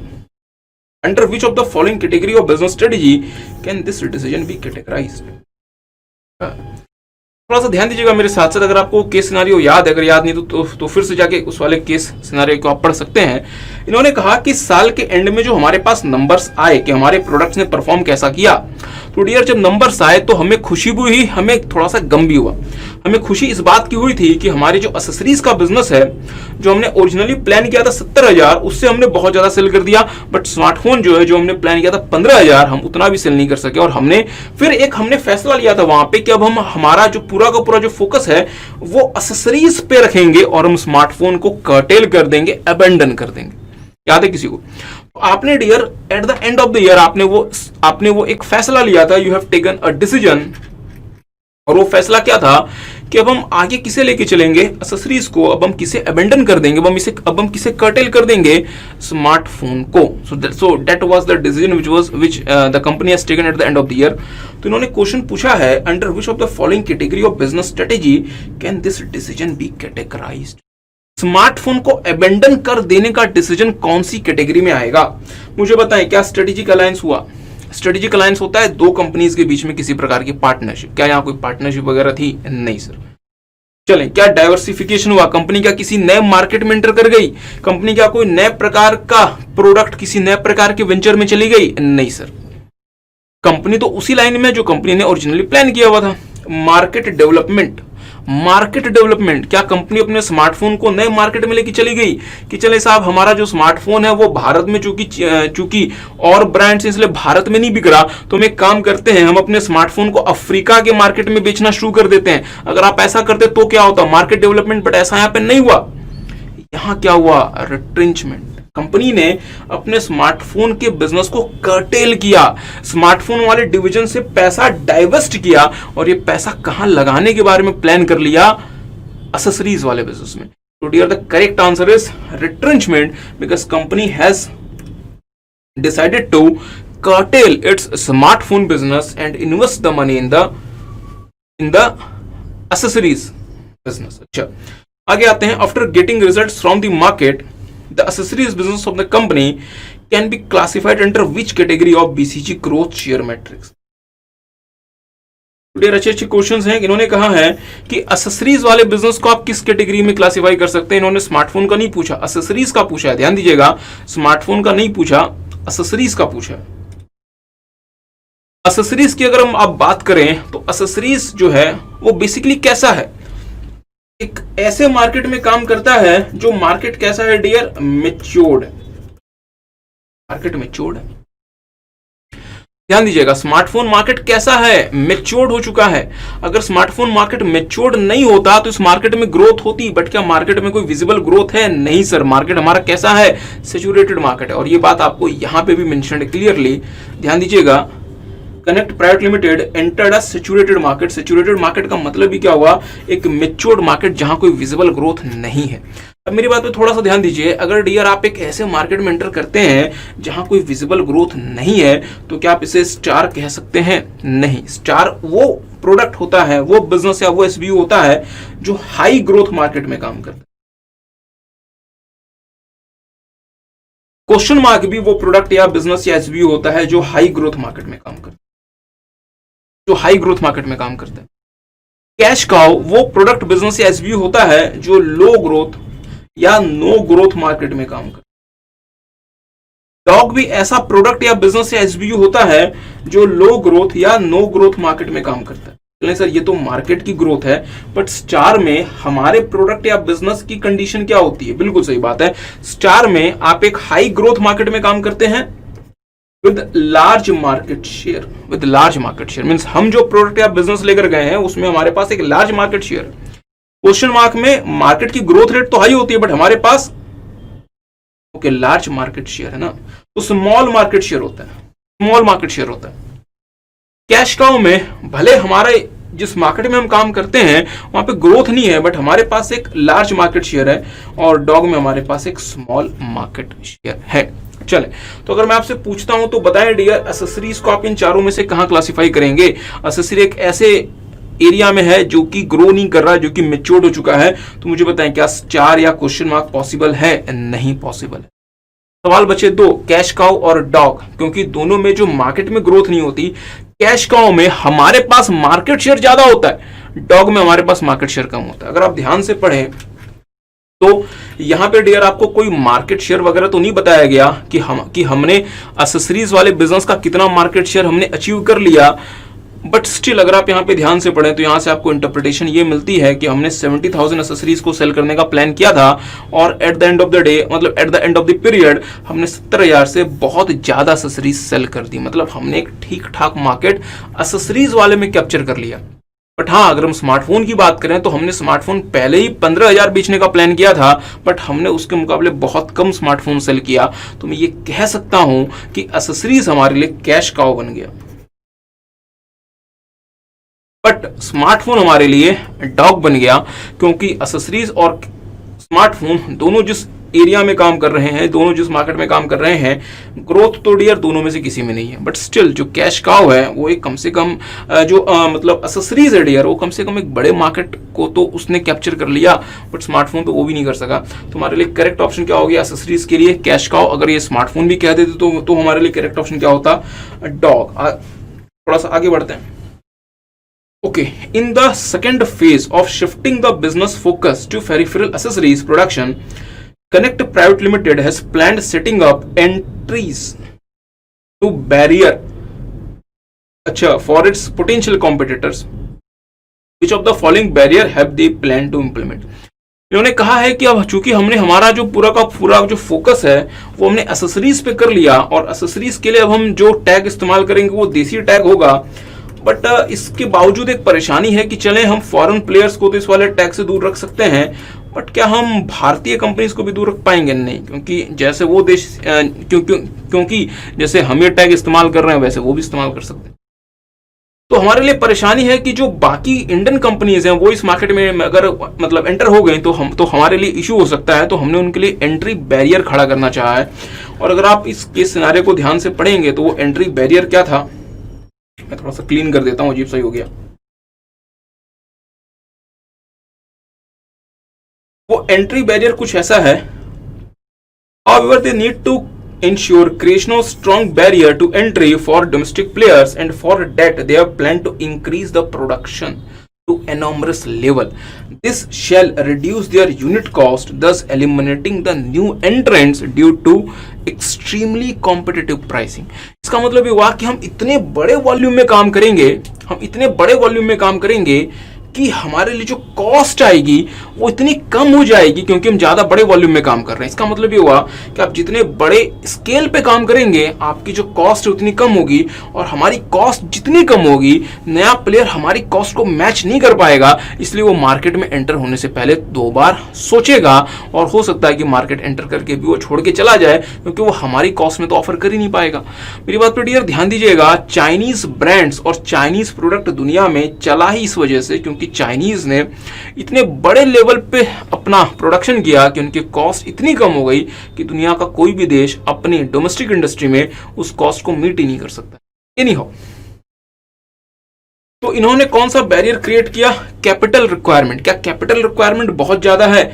नहीं sir, accessories business के लिए capital requirement की क्या बहुत ज्यादा requirement है। हाँ, अगर आप हाई एंड स्मार्टफोन की बात करते, बहुत महंगे और एक्सपेंसिव वाले स्मार्टफोन की बात करते, तो कैपिटल रिक्वायरमेंट होता है। एक्सेसरीज बनाने के लिए कोई बहुत ज्यादा कैपिटल नहीं चाहिए। जैसे आपने इन्वेस्टर्स अरेंज किए, कोई भी इन्वेस्टर अरेंज करके इस वाले मार्केट में एंटर कर सकता है।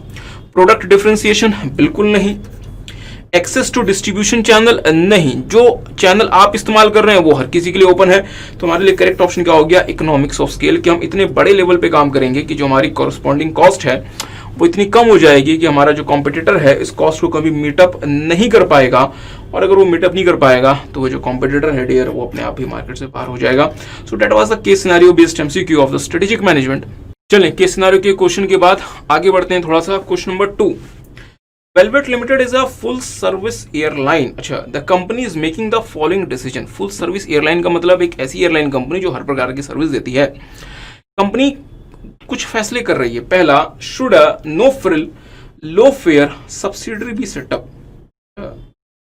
No frill low fare, what it means? No frill low fare का मतलब हुआ, और ये जो टर्म है डियर ये एयरलाइंस इंडस्ट्री में बहुत फेमस है। नो फ्रिल लो फेयर का मतलब हुआ बिना किसी अननेसेसरी तामझाम के जितना असेंशियल है सिर्फ उतनी फैसिलिटी देके, कम किराया रख के क्या हमें एक बजट एयरलाइंस भी चलानी चाहिए? प्लीज ध्यान देंगे, प्लीज ध्यान देंगे। जैसे फॉर एग्जांपल मान लीजिए कि आपको मान लीजिए कि मतलब ट्रैवल करना है फ्रॉम दिल्ली टू मुंबई, तो हमारे पास ऑप्शन क्या है कि हम बिजनेस क्लास में भी जा सकते हैं, हम इकोनॉमिक क्लास में भी जा सकते हैं, और दोनों के फेयर में सिग्निफिकेंट मतलब अंतर होता है। तो सवाल बनता है कि इतना ज्यादा डिफरेंस फेयर में क्यों आता है? क्योंकि डियर फ्रेंड, जो बिजनेस क्लास होती है उसमें आपको बहुत सारी ऐसी चीजें भी ऑफर की जाती हैं जो अगर ऑफर ना भी की जाए तो भी एक व्यक्ति को फ्लाई करने में कोई परेशानी नहीं आने वाली। Are you guys getting? तो अगर हम बात करें कि हम अगर वो सारी अननेसेसरी फैसिलिटी जो कि हमने अननेसेसरी दी हुई है अपने ये क्लाइंट को, अगर हम उनसे विड्रॉ कर लें तो जितनी फैसिलिटी आप विड्रॉ करेंगे डियर, हमारी कॉस्ट कम होगी, हम आपसे उतना कम फेयर चार्ज करेंगे। तो हम एक ऐसी नई फैसिलिटी के बारे में प्लान कर रहे हैं जहां पे कोई भी अननेसेसरी फैसिलिटी आपको, अननेसेसरी सर्विस आपको ना दी जाए और आपसे मिनिमम फेयर चार्ज किया जाए। तो हम चाह रहे हैं कि एक ऐसी सब्सिडरी कंपनी बनाने की जो कि बहुत कम प्राइस में बजट एयरलाइंस की कंपनी हो। ठीक बात है। और दूसरा, if it is setup, how should the cabin staff be recruited? अगर ये सेटअप हो गया, अगर आपने वो सब्सिडरी बना ली, तो आप उन फ्लाइट्स के लिए केबिन स्टाफ की रिक्रूटमेंट कैसे करेंगे? ठीक बात है। तो क्वेश्चन है कि विच of the above decision will be taken by the corporate level manager? अच्छा, तो ध्यान दीजिएगा डियर, तीन लेवल्स होते हैं किसी भी ऑर्गेनाइजेशन में। एक होता है टॉप या फिर कॉर्पोरेट लेवल, दूसरा होता है बिजनेस या फिर डिवीजन लेवल, और तीसरा होता है फंक्शनल या फिर ऑपरेशनल लेवल। जो टॉप या कॉर्पोरेट लेवल होता है वो ऑर्गेनाइजेशन एज अ होल के लिए पॉलिसी बनाता है। उन्होंने जो पॉलिसी बना दी, स्ट्रेटेजी बना दी, उसको इंप्लीमेंट करने का काम होता है बिजनेस या फिर डिवीजन लेवल का, और बिजनेस या फिर डिविजनल लेवल ने जो पॉलिसी बना दी उसको ऑपरेशनल करने का काम होता है ऑपरेशनल या फिर फंक्शनल मैनेजर का। मेरी बात पे ध्यान दीजिएगा। मुकेश अंबानी जी ने लेट से कहा कि हमें रिलायंस जियो का मार्केट शेयर बढ़ाना है। ठीक बात है, हमें रिलायंस जियो का मार्केट शेयर बढ़ाना है। तो रिलायंस जियो के मार्केट शेयर को बढ़ाने के लिए हम प्लान कर रहे हैं कि हम श्रीलंका में भी एंटर कर जाएं, कि हम अपने बिजनेस को श्रीलंका में भी एक्सपेंड करें, मुकेश अंबानी जी ने कहा। ठीक है, तो क्या मुकेश अंबानी जी अब ये भी बताएंगे कि श्रीलंका के गवर्नमेंट से अप्रूवल कैसे लेनी है, उसके लिए कौन सा फॉर्म भरना है, किस दिन जाके एप्लीकेशन के लिए आपको जाना है, कितनी फीस देनी है, एप्लीकेशन की प्रक्रिया क्या होगी? क्या ये काम भी मुकेश अंबानी का है, या ये काम जो है मुकेश अंबानी से लोअर लेवल मैनेजर्स करेंगे? सर जी, अगर ये काम भी मुकेश अंबानी का है तो बाकी जितने भी स्टाफ है कंपनी में सबको निकाल दो। मुकेश अंबानी का या being the CEO of the company, उनका काम क्या होता है? उनका काम सिर्फ इतना होता है कि एक ओवरऑल स्ट्रेटेजी बना के दे देना। अब हमारे स्टाफ का, हमारे बाकी लेवल्स का काम यह है कि उस स्ट्रेटेजी को इंप्लीमेंटेशन मोड में कैसे लेकर आना है। Guys getting? तो क्या मुझे बताएं ना, अगर हमने वो वाली सब्सिडरी बना ली तो उस वाली सब्सिडरी के लिए स्टाफ कैसे रिक्रूट करना है, उन स्टाफ का इंटरव्यू कैसे होगा, उनको सैलरी क्या देनी है, क्या ये बातें भी आपकी कंपनी के सीईओ साहब इन चीजों का फैसला लेंगे? अगर सर ये भी सीईओ साहब को अगर इन चीजों का फैसला लेना है तो बिजनेस वाले मैनेजर्स किस लिए हैं, डिवीजन वाले मैनेजर्स किस लिए हैं, ऑपरेशनल मैनेजर्स किस लिए हैं? Are you guys getting? तो मुझे बताएं ना, ज्यादा समय आपको नहीं लगाते, कॉर्पोरेट लेवल मैनेजर्स के लिए फिर कौन सा टास्क है? सिर्फ क्या आपको ऐसी सब्सिडरी बनानी चाहिए जो कि नो फ्रिल और लो फेयर वाली हो, क्योंकि ये एक स्ट्रेटेजिक डिसीजन है पूरे ऑर्गेनाइजेशन की। ठीक बात है, आई होप आपको बात समझ आई। आगे बढ़ते हैं। Training company operates a network of accounting training centres through out Europe. अच्छा, द यूएस एंड ऑस्ट्रेलिया। एक ट्रेनिंग मतलब कंपनी है जो कि अकाउंटिंग ट्रेनिंग प्रोवाइड करती है, और उन्होंने यूरोप में, यूएस में और ऑस्ट्रेलिया में बहुत सारे अपने ट्रेनिंग सेंटर्स बनाए हुए। The business intends to enter developing markets in order to drive growth and now they have decided to enter India. उन्होंने कहा कि सर जी ये वो मार्केट है जो ऑलरेडी ग्रो हो चुके हैं, तो हमें कोई ज़्यादा ग्रोथ नहीं मिल रही। इंडिया में चूंकि अकाउंटिंग का काम बहुत ज़्यादा है, यहाँ पे अकाउंटिंग फील्ड बहुत बड़ी है, तो चलें फिर इंडिया में एक्सपेंड करने का इनका प्लान है ताकि इन्हें ग्रोथ मिल सके। कहते साहब हम एक ऐसे देश में एंटर करने जा रहे हैं जो हमारे हेडक्वार्टर से 7,500 किलोमीटर दूर है। The board has suggested that it will require externally focused management information to move into India. Externally focused management information. आगे बढ़ते हैं. Which of the following is an external factor that the board should consider while implementing? That is a good question. तो management ने कहा कि साहब हमें अगर इंडिया में अगर सक्सेसफुली अपने मार्केट को एक्सपेंड करना है, अगर हमें इंडिया में सही तरीके से काम करना है, तो हमारे पास एक्सटर्नल फैक्टर्स की भी इंफॉर्मेशन होनी चाहिए। ये बात पे थोड़ा सा ध्यान दें, मेरी बात पे थोड़ा सा ध्यान दें। हमने आपको स्ट्रेटेजिक मैनेजमेंट में पहले दिन से बताया हुआ है कि किसी भी ऑर्गेनाइजेशन को अपनी स्ट्रेटेजी बनानी होती है तो उनको दो बातों का पता होना चाहिए। पहली बात, उनके पास खुद की क्या स्ट्रेंथ है, और दूसरा, मार्केट में क्या अपॉर्चुनिटीज है। इसी तरीके से हमें पता होना चाहिए कि हमारी इंटरनल कैपेबिलिटीज क्या हैं और मार्केट फैक्टर्स क्या हैं। मुझे एक बात बताएं, मैं सिर्फ और सिर्फ अपनी इंटरनल कैपेबिलिटीज के बेसिस पे इंडिया में एंटर कर जाता हूं। मैंने इंडियन मार्केट के सिनेरियो को कभी देखा ही नहीं, मैंने इंडियन मार्केट के सिचुएशन को उनकी रिक्वायरमेंट को रीड ही नहीं किया। सिर्फ और सिर्फ अपनी इंटरनल कैपेबिलिटी के बेसिस पे अगर मैं भारतीय बाजार में एंटर कर जाऊं तो क्या मैं कामयाब होऊंगा? डियर, आप कभी भी कामयाब नहीं होंगे। इसका सबसे बड़ा एग्जाम्पल है अमेरिकन ऑटोमोबाइल कंपनीज जो एक एक करके भारत छोड़ के चली गई।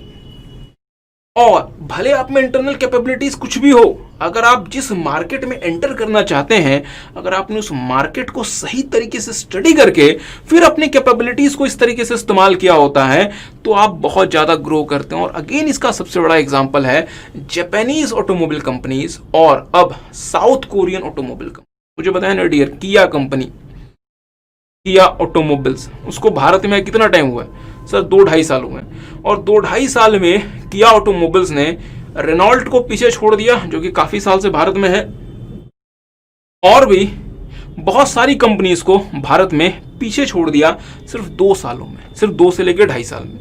तो किया ने सिर्फ अपने स्ट्रेंथ पे फोकस नहीं किया, साथ में देखा कि अगर आप ऐसे मार्केट में एंटर कर रहे हैं जो हमारे देश के मार्केट से अलग है, तो भाई उस मार्केट को भी तो समझो कि उस मार्केट की रिक्वायरमेंट क्या है, उस मार्केट की डिमांड क्या है, उस मार्केट की नीड्स क्या है। तभी तो आप अपनी कैपेबिलिटीज को उस मार्केट के हिसाब से इस्तेमाल कर सकते हैं। इन्हीं आओ ये तो चले। तो इन्होंने तो आपसे सवाल ये पूछा गया है, which of the following is an external factor that the board should consider in implementing the strategy. ध्यान दीजिएगा, स्ट्रेटेजी को इंप्लीमेंट करते समय आपको क्या क्या बातें देखनी है। की local rivals and their strength and weakness. मुझे बताएं ना, क्या आप भारत में अगर आप अपना बिजनेस करना चाहते हैं तो क्या आपको लोकल राइवल्स को फेस करना पड़ेगा? हाँ सर। जब आप भारत में अपनी स्ट्रेटेजी इंप्लीमेंट करेंगे तो आपको किसे फेस करना पड़ेगा? लोकल राइवल्स को। तो आपको देखना पड़ेगा कि आपके लोकल राइवल्स कौन कौन हैं, उनकी स्ट्रेंथ क्या है, उनकी वीकनेस क्या है, बिना इनके आप अपना काम कैसे करेंगे। दूसरा, courses that are suitable for this market. Please मेरी बात पर ध्यान दें, भारत में अगर आपको अकाउंटिंग फील्ड में सक्सेसफुल होना है डियर, तो आपको भारत में किस प्रकार की अकाउंटिंग ऑफर करनी पड़ेगी? जो जीएसटी से डील करे, जो income tax, Indian income tax से डील करे। अब एक यूके की कंपनी है, ये यूके के इनकम टैक्स की अकाउंटिंग भारतीय लोगों को सिखा दे, तो क्या हमारे किसी काम की है वो? नहीं सर। तो आपको क्या देखना पड़ेगा कि कौन से कोर्सेज भारतीय मार्केट के हिसाब से सुटेबल हैं। हाँ सर, तो हम उन्हीं कोर्सेज को ऑफर करें। तीसरा, टाइमिंग ऑफ द कोर्सेज, मतलब किस टाइम में हमें वो कोर्सेज ऑफर करने। जैसे फॉर एग्जांपल, तो क्या आपको भारत के हिसाब से देखना पड़ेगा कि भारत में पब्लिक हॉलीडेज कब हैं, रिलीजियस फेस्टिवल्स वगैरह कब हैं, और आपको इस हिसाब से अपने कोर्स के टाइम टेबल को, शेड्यूल को मॉडिफाई करना पड़ेगा। Would you agree? क्या जिस तरीके से आप यूएस में या यूके में अपने कोर्सेज को ऑफर करते हैं जिन डेज में, क्या आप एग्जैक्टली उन्हीं डेज में और उसी टाइम में भारत में ऑफर कर सकते हैं, या आपको भारत के हिसाब से मॉडिफिकेशन करनी पड़ेगी? सर करनी पड़ेगी। इसका मतलब ये सारे में ही मॉडिफिकेशन करनी पड़ेगी। मींस हमारा करेक्ट ऑप्शन क्या हो गया? All of the above. ये सारे के सारे हमारे एक्सटर्नल फैक्टर्स हैं जो कि आपको इंडिया में अपने बिजनेस को करते समय ध्यान देना पड़ेगा। आगे आते हैं। Get well soon limited is a health provider and has only large edge of town hospitals. Okay, हम कहते हैं सर जी हम ना हेल्थ केयर मतलब सेक्टर में है और हम ना सिर्फ और सिर्फ बड़े बड़े हॉस्पिटल्स के साथ ही अपना बिजनेस करते हैं। मींस हमने बहुत बड़े बड़े हॉस्पिटल्स अपने ओपन किए हुए। It is considering setting up additional small city centre capable of treating less serious day cases. अच्छा, तो डियर जैसे कि दिल्ली में मोहल्ला क्लिनिक वगैरह है, तो वैसे ये चाह रहे हैं कि हम ना छोटे छोटे सेंटर्स भी स्टैब्लिश करें ताकि लोगों को छोटी छोटी परेशानियों के लिए, छोटी मोटी परेशानियों के लिए बड़े बड़े हॉस्पिटल्स में ना आना पड़े। क्योंकि डियर आपको पता है, that is a sad reality, जितना बड़ा हॉस्पिटल होता है आपको फैसिलिटी कैसी मिलती है वो तो ईश्वर जाने, बट फीस भी उतनी ज़्यादा ही होती है। उनका ये कहना है कि हम ना छोटे छोटे क्लिनिक्स को हम स्टैब्लिश करेंगे ताकि जो लेस सीरियस केसेस हैं उनको हम वहीं पे आसानी से डील कर सकें। आगे आते हैं। विच of the following will fall under strategy implementation. तो मेरी बात पर ध्यान दीजिएगा, इन्होंने कहा स्ट्रेटेजी इंप्लीमेंटेशन, तो पहले तो फॉर्मुलेशन होगी ना, उसके बाद इंप्लीमेंटेशन होगा। तो फॉर्मुलेशन कहाँ हुई? अगर आप ध्यान दें, फॉर्मुलेशन हो गई स्ट्रेटेजी की। और फॉर्मुलेशन क्या है? स्ट्रेटेजी की फॉर्मुलेशन ये है कि अभी हम सिर्फ लार्ज हॉस्पिटल्स चलाते हैं, अब हमने एक नई स्ट्रेटेजी फॉर्मुलेट की, उस स्ट्रेटेजी के हिसाब से अब हम अपना एक्सपेंशन करेंगे। और एक्सपेंशन कैसे करेंगे? छोटे छोटे हॉस्पिटल्स के थ्रू। स्ट्रेटेजी फॉर्मुलेट क्या हुई कि हमें छोटे छोटे क्लिनिक्स स्टैब्लिश करने हैं जो कि लेस सीरियस केसेस को डील कर सकें, और उसका इंप्लीमेंटेशन अब हमें करना है। तो इंप्लीमेंटेशन के दौरान हमें क्या क्या बातें करनी पड़ेंगी? Okay, acquiring and fitting out clinics, क्या इंप्लीमेंटेशन के लिए आपको क्लिनिक्स की जगह वगैरह अक्वायर करनी पड़ेगी? क्लिनिक्स में इक्विपमेंट्स, प्लांट, मशीनरीज वगैरह लगानी पड़ेंगी? हाँ सर। क्या बिना क्लिनिक की जगह अक्वायर किए, उसमें प्लांट वगैरह लगाए, मशीन वगैरह लगाए, क्लिनिक का प्रोजेक्ट इंप्लीमेंट हो पाएगा? नहीं। मीन्स पहला ऑप्शन तो सही है कि आपको यहाँ पे क्लिनिक अक्वायर भी करना पड़ेगा और उसको फिट वगैरह भी करना पड़ेगा। दूसरा, हायरिंग एंड और ट्रांसफरिंग स्टाफ, उस क्लिनिक के लिए मतलब के लिए या तो आपको नए स्टाफ हायर करने पड़ेंगे, या आपके पास जो बड़े बड़े हॉस्पिटल्स में जो स्टाफ आपके हो सकता है कि अंडर यूटिलाइज्ड हैं, उनको आप ट्रांसफर करेंगे। मुझे पता है ना, बिना स्टाफ के प्रॉपर अवेलेबिलिटी के क्या क्लिनिक इंप्लीमेंट हो पाएगा? नहीं सर। तो ये काम भी हमें इंप्लीमेंटेशन फेज में करना है। पब्लिसिटी, तो डियर आजकल बिना पब्लिसिटी के क्या होता है? हमारे ये दिल्ली में सीएम साहब ने मोहल्ला क्लिनिक शुरू किया था जहां पे फ्री में इलाज होता है, but still he so kind कि उन्होंने उस मोहल्ला क्लिनिक के पब्लिसिटी में डियर करोड़ों अरबों रुपए लगा दिए। सो दैट इज अगेन, तो मुद्दे वाली बात यह है कि जब तक आप पब्लिसिटी नहीं करेंगे तब तक फिर कैसे लोग फ्री में भी इलाज कराने के लिए आएंगे? That was his policy. Anyhow, lesson with general practitioner and the main hospital. Again, चूंकि आपने स्टाफ हायर कर लिया, जगह हायर कर ली, अपने क्लिनिक को आपने प्रमोट कर दिया, अब आपको डियर डॉक्टर्स वगैरह भी तो हायर करने पड़ सकते हैं, और भी बाकी लोगों के साथ आपको अपना टीम अप करना पड़ेगा। तो ये भी आपको साथ में आपको ये मतलब देखना पड़ेगा। मीन्स ये सारा का सारा कुछ आपको करना पड़ेगा अगर आप अपने क्लिनिक को इम्प्लीमेंट करना चाहते हैं तो, क्योंकि आपने फॉर्मुलेशन तो कर ली स्ट्रेटेजी की, और स्ट्रेटेजी का फॉर्मुलेशन क्या था कि अब हम बड़े बड़े हॉस्पिटल्स से छोटे छोटे हॉस्पिटल्स की तरफ भी जाएंगे। सो that was you have So it was a strategy that you have formulated, and while implementing it, you have to do all these things. आगे आते हैं, a person who search for business opportunity and starts a new enterprise. तो dear but obvious बात है, ऐसे लोगों को हम क्या कहते हैं? एंटरप्रेन्योर। ध्यान दीजिएगा, who search for business and opportunity and starts a new enterprise. Entrepreneur, थोड़ा सा ध्यान दीजिएगा, इसके साथ एक वर्ड होता है इंट्राप्रेन्योर। इंट्राप्रेन्योर वो व्यक्ति होता है जो नए बिजनेस अपॉर्चुनिटी को सर्च तो करता है, बट एक नया एंटरप्राइज स्टार्ट नहीं करता। वो जिस एंटरप्राइज में जॉब करता है उसी एंटरप्राइज में उस आइडिया को आगे परस्यू करता है। तो लेट्स से अगर मैं कहता हूं कि आपने एक नए बिजनेस अपॉर्चुनिटी को सर्च करके आपने एक नई कंपनी बनाई, so you are basically entrepreneur. Mister A आपके एम्प्लॉय हैं, उनके दिमाग में एक और नया आइडिया आता है। अगर मिस्टर ए आपकी कंपनी से रेजिग्नेशन देके एक नई कंपनी बना लें तो मिस्टर ए क्या बनेंगे? एंटरप्रेन्योर। बट मिस्टर ए कहते हैं कि यार कहाँ नई कंपनी बनाने जाएंगे, फंडिंग वगैरह का इतना इशू है, एक काम करते हैं, ये आइडिया लेके आपके पास ही पहुंच जाते हैं और आपसे ही फंडिंग ले लेते हैं, और आपकी ही कंपनी में एज अ एम्प्लॉय काम करते हुए इस आइडिया को आगे परस्यू करते हैं। तो मिस्टर ए क्या बनेंगे? इंट्राप्रेन्योर। ठीक बात है, आई होप आपको पता है। आगे आते हैं, last question, the niche strategy is the best way to enter a new market, growing market, matured market, none of the above. मेरी बात पे ध्यान दीजिएगा, निश स्ट्रेटेजी का मतलब क्या होता है? मेरा आपसे सवाल है, निश स्ट्रेटेजी का मतलब क्या होता है? एक छोटा मार्केट या एक बड़ा मार्केट? निश स्ट्रेटेजी से मैं एक छोटे मार्केट को टारगेट करता हूं या मैं एक बड़े मार्केट को टारगेट करता हूं? सर, निश स्ट्रेटेजी से आप एक छोटे मार्केट को टारगेट करते हैं, small market, very specific market. अच्छा, मुझे एक बात बताएं, यदि मार्केट बिल्कुल नया है और हम ही वहां पहले पहले पहुंच गए, एक मार्केट बिल्कुल नया है, अभी तक और कोई उसमें एंटर ही नहीं हुआ, हम ही बिल्कुल पहली बार वहां पहुंच गए, तो समझदारी दिखाते हुए हमें उस मार्केट का एक छोटा हिस्सा टारगेट करना चाहिए। या सर जी, पहला व्यक्ति आप ही हैं, जितना बड़ा मार्केट कैप्चर कर हो सकता है कर लो, मुझे बताया ना क्या करना चाहिए। अगर एक नया मार्केट है जहां आज से पहले कोई नहीं गया, आज से पहले किसी ने जिसके बारे में हो सकता है कि ना सोचा हो, तो हमें ऐसे सिचुएशन में ऐसे मार्केट के एक छोटे से हिस्से को कैप्चर करके खुश हो जाना चाहिए, या ये तो हमारी बेवकूफ़ी कहलाएगी कि साहब जब पूरा मार्केट आप कैप्चर कर सकते थे, आपने एक छोटे से ही हिस्से को आपने मतलब यू हैव स्टार्टेड वर्किंग। क्या करना चाहिए?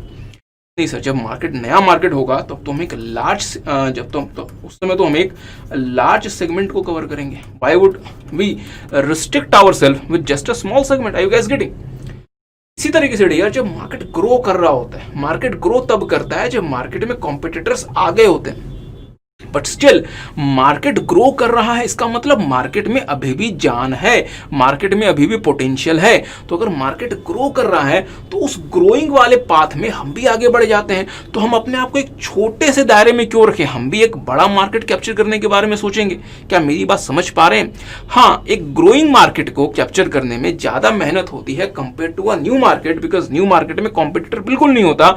मार्केट के जब ग्रोइंग वाले फेज में जब आता है मार्केट, तो कॉम्पिटिटर ऑलरेडी आ चुका होता है, तो आपको कॉम्पिटिटर से डील करना पड़ेगा। बट स्टिल आप डील कर लेंगे, क्योंकि मार्केट में ग्रोथ है, मार्केट में ग्रोथ है। ग्रोथ का मतलब नए कस्टमर्स मार्केट में आ रहे हैं। प्लीज ध्यान देंगे, नए कस्टमर्स मार्केट में आ रहे हैं, और नए कस्टमर्स को अपनी तरफ आकर्षित करना कंपैरेटिवली ज्यादा इजी होता है ऐसे कस्टमर्स को आकर्षित करने के मुकाबले जो कि ऑलरेडी किसी दूसरे ब्रांड के कस्टमर बन चुके हैं। Are you guys getting? किसी को बात समझ आई? किया कंपनी ने कहा कि उनके ज्यादातर क्लाइंट वो हैं जिन्होंने पहली गाड़ी परचेज की है, मतलब नया customer.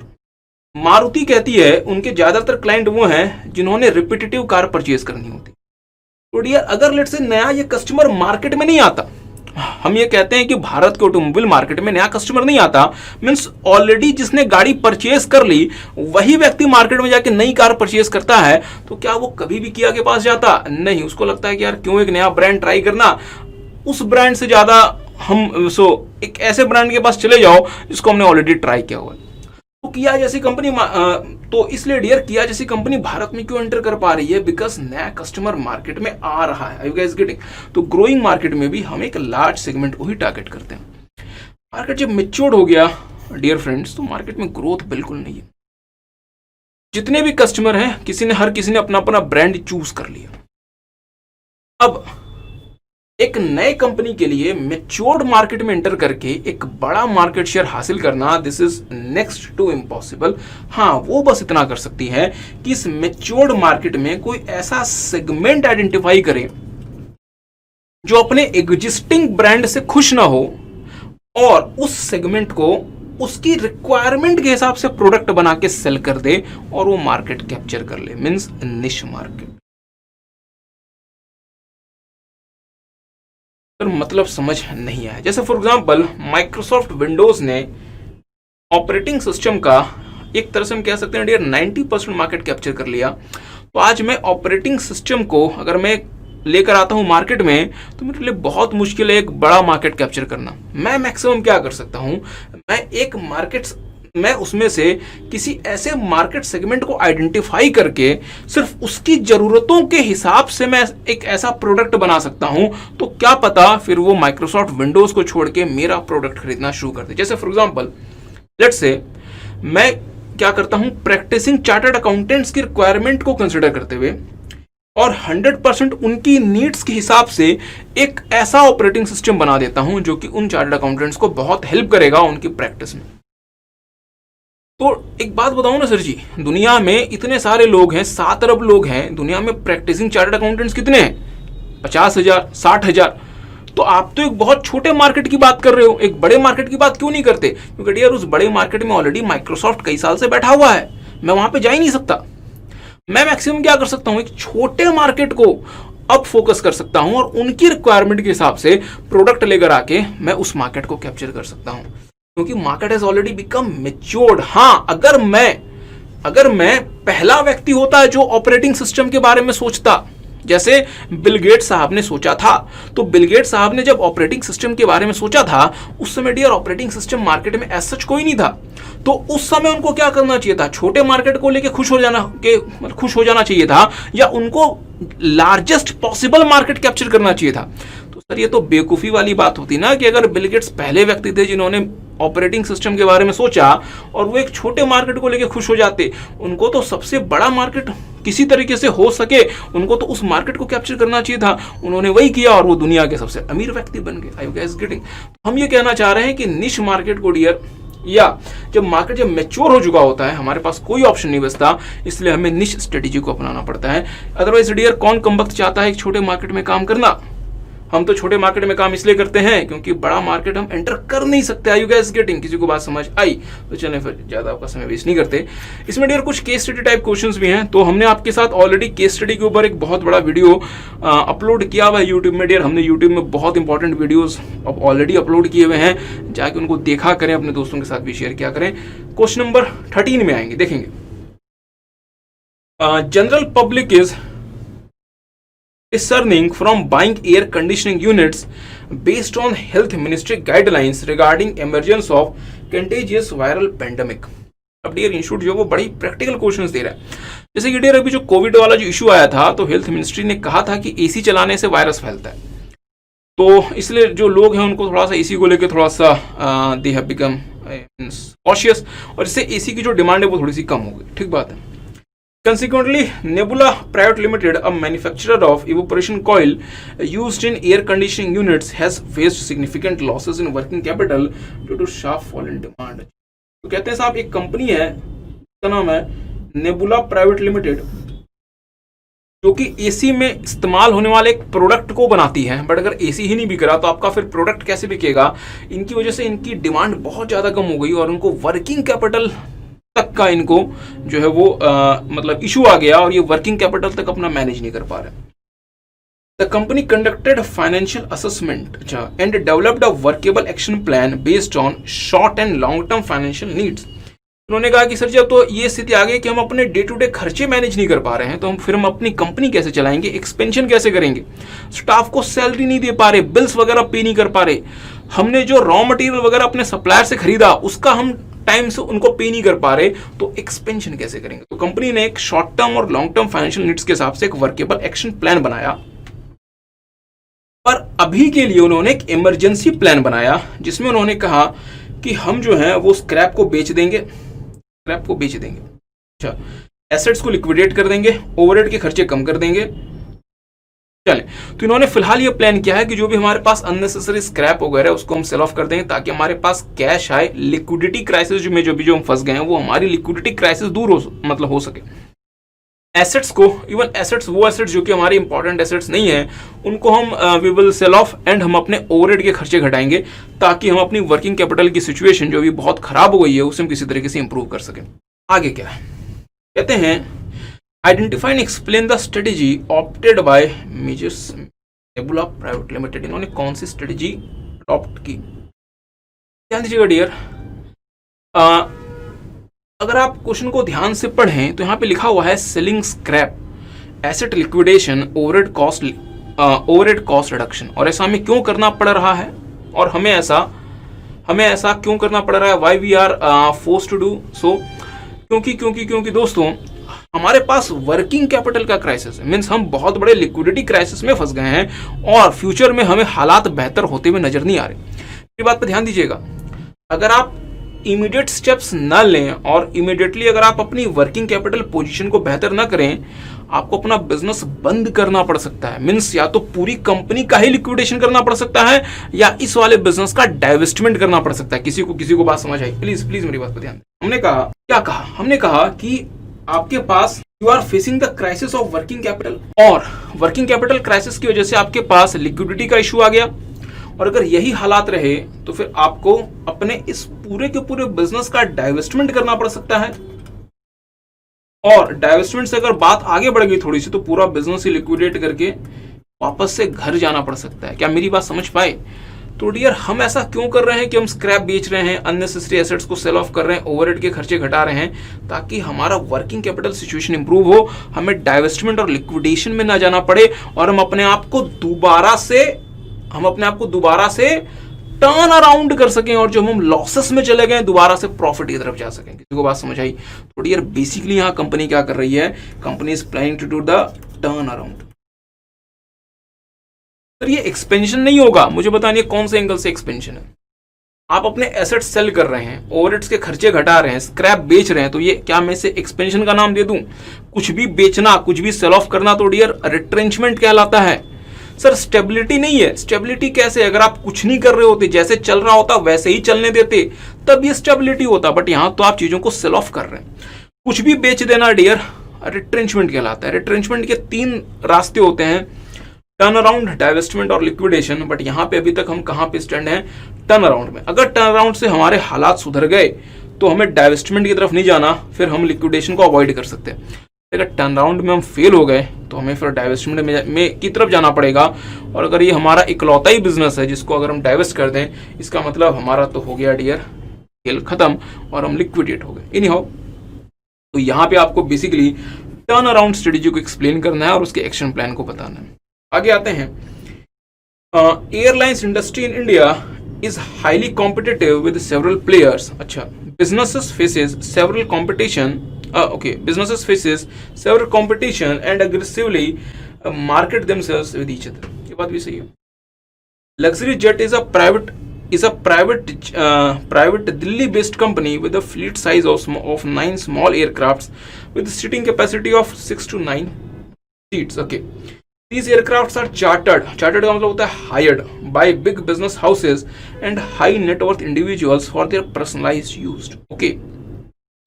With customized tourism package, their aircrafts are also been hired by foreigners. Identify and explain the Michael Porter generic strategies. आपको पता है dear, Michael Porter generic strategies हमारी 3 ही होती हैं, कॉस्ट, लीडरशिप, डिफरेंशिएशन और फोकस। और फोकस में 2 थी हमारी, कॉस्ट लीडरशिप के साथ और साथ में डिफरेंशिएशन के साथ। हमने ये सेम जैसा क्वेश्चन हमारे केस स्टडी वाले वीडियो में भी डाला हुआ है, जिसका लिंक हम आपको इस वाली वीडियो के डिस्क्रिप्शन में दे देंगे, आप चाहें तो उसको डिटेल में जाके देख सकते हैं। बेसिकली क्या हो रहा है यहाँ पे, हम एक छोटे मार्केट में काम करना चाह रहे हैं, मतलब हम फोकस कर रहे हैं। हम मीन्स कौन? लग्जरी जेट फोकस कर रहा है एक छोटे मार्केट में। वो बहुत बड़े मार्केट में काम नहीं कर रहा, वो सिर्फ उन लोगों की बात कर रहा है जो हाई नेटवर्थ इंडिविजुअल्स हैं और साथ में जो बिग बिजनेस हाउसेस हैं। मुझे पता है ना, हाई नेटवर्थ इंडिविजुअल्स और बिग बिजनेस हाउसेस कितने हैं? रिस्पेक्टिवली कम है। हाँ, अगर आप लेट से कॉमन इंडिविजुअल को भी कवर करते हैं तो वो तो बहुत बड़ा मार्केट हो जाता है। बट उन्होंने कहा नहीं साहब, हम ना फोकस करेंगे छोटे मार्केट में। और हम क्या करेंगे, हम इन लोगों की एक्सक्लूसिव रिक्वायरमेंट के हिसाब से इनको प्राइवेट जेट अवेलेबल कराएंगे। Means focus with differentiation. Are you guys getting? This is focus with differentiation. I hope आपको बात समझ आई। आप इसको अगर बहुत ज्यादा डिटेल में देखना चाहते हैं तो आप हमारा केस स्टडी वाला वीडियो जरूर से देखें। क्वेश्चन नंबर 17 नया है, अच्छा क्वेश्चन है, देखेंगे मेरे साथ साथ। Mister Vicky Verma, a Gwalior based entrepreneur, has entered into an exclusive retail deal with an Italian company selling fantasy 3D a hologram LED fan. अजीब सी नाम है। उन्होंने कहा कि साहब एक हमारे देश में एक विक्की वर्मा है जो कि ग्वालियर बेस्ड एक एंटरप्रेन्योर हैं।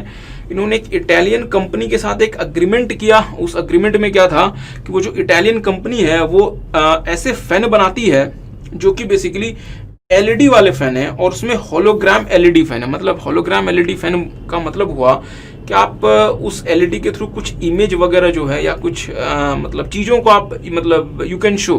मीन्स फैन चल रहा होगा और उस फैन में कुछ इमेज वगैरह कुछ है वो मतलब अपीयर हो सकती है। ठीक है, ओके, आगे लिखा हुआ है which is being used for advertising eight public places. अच्छा, उन्होंने कहा है कि उस फैन के थ्रू आप ना अपने प्रोडक्ट, अपने सर्विस, अपने बिजनेस को एडवर्टाइज भी कर सकते हैं। मीन्स लोगों को उस फैन से ठंडी हवा भी मिलती रहेगी और साथ में लोग जो हैं वो आपके एडवर्टाइजमेंट को भी देख सकते हैं, क्योंकि वो जो फैन है वो इस तरीके की LED लाइट्स का इस्तेमाल करता है कि वो किसी भी तरीके के एडवर्टाइजमेंट को वहां पे शो कर सकता है। Are you guys getting?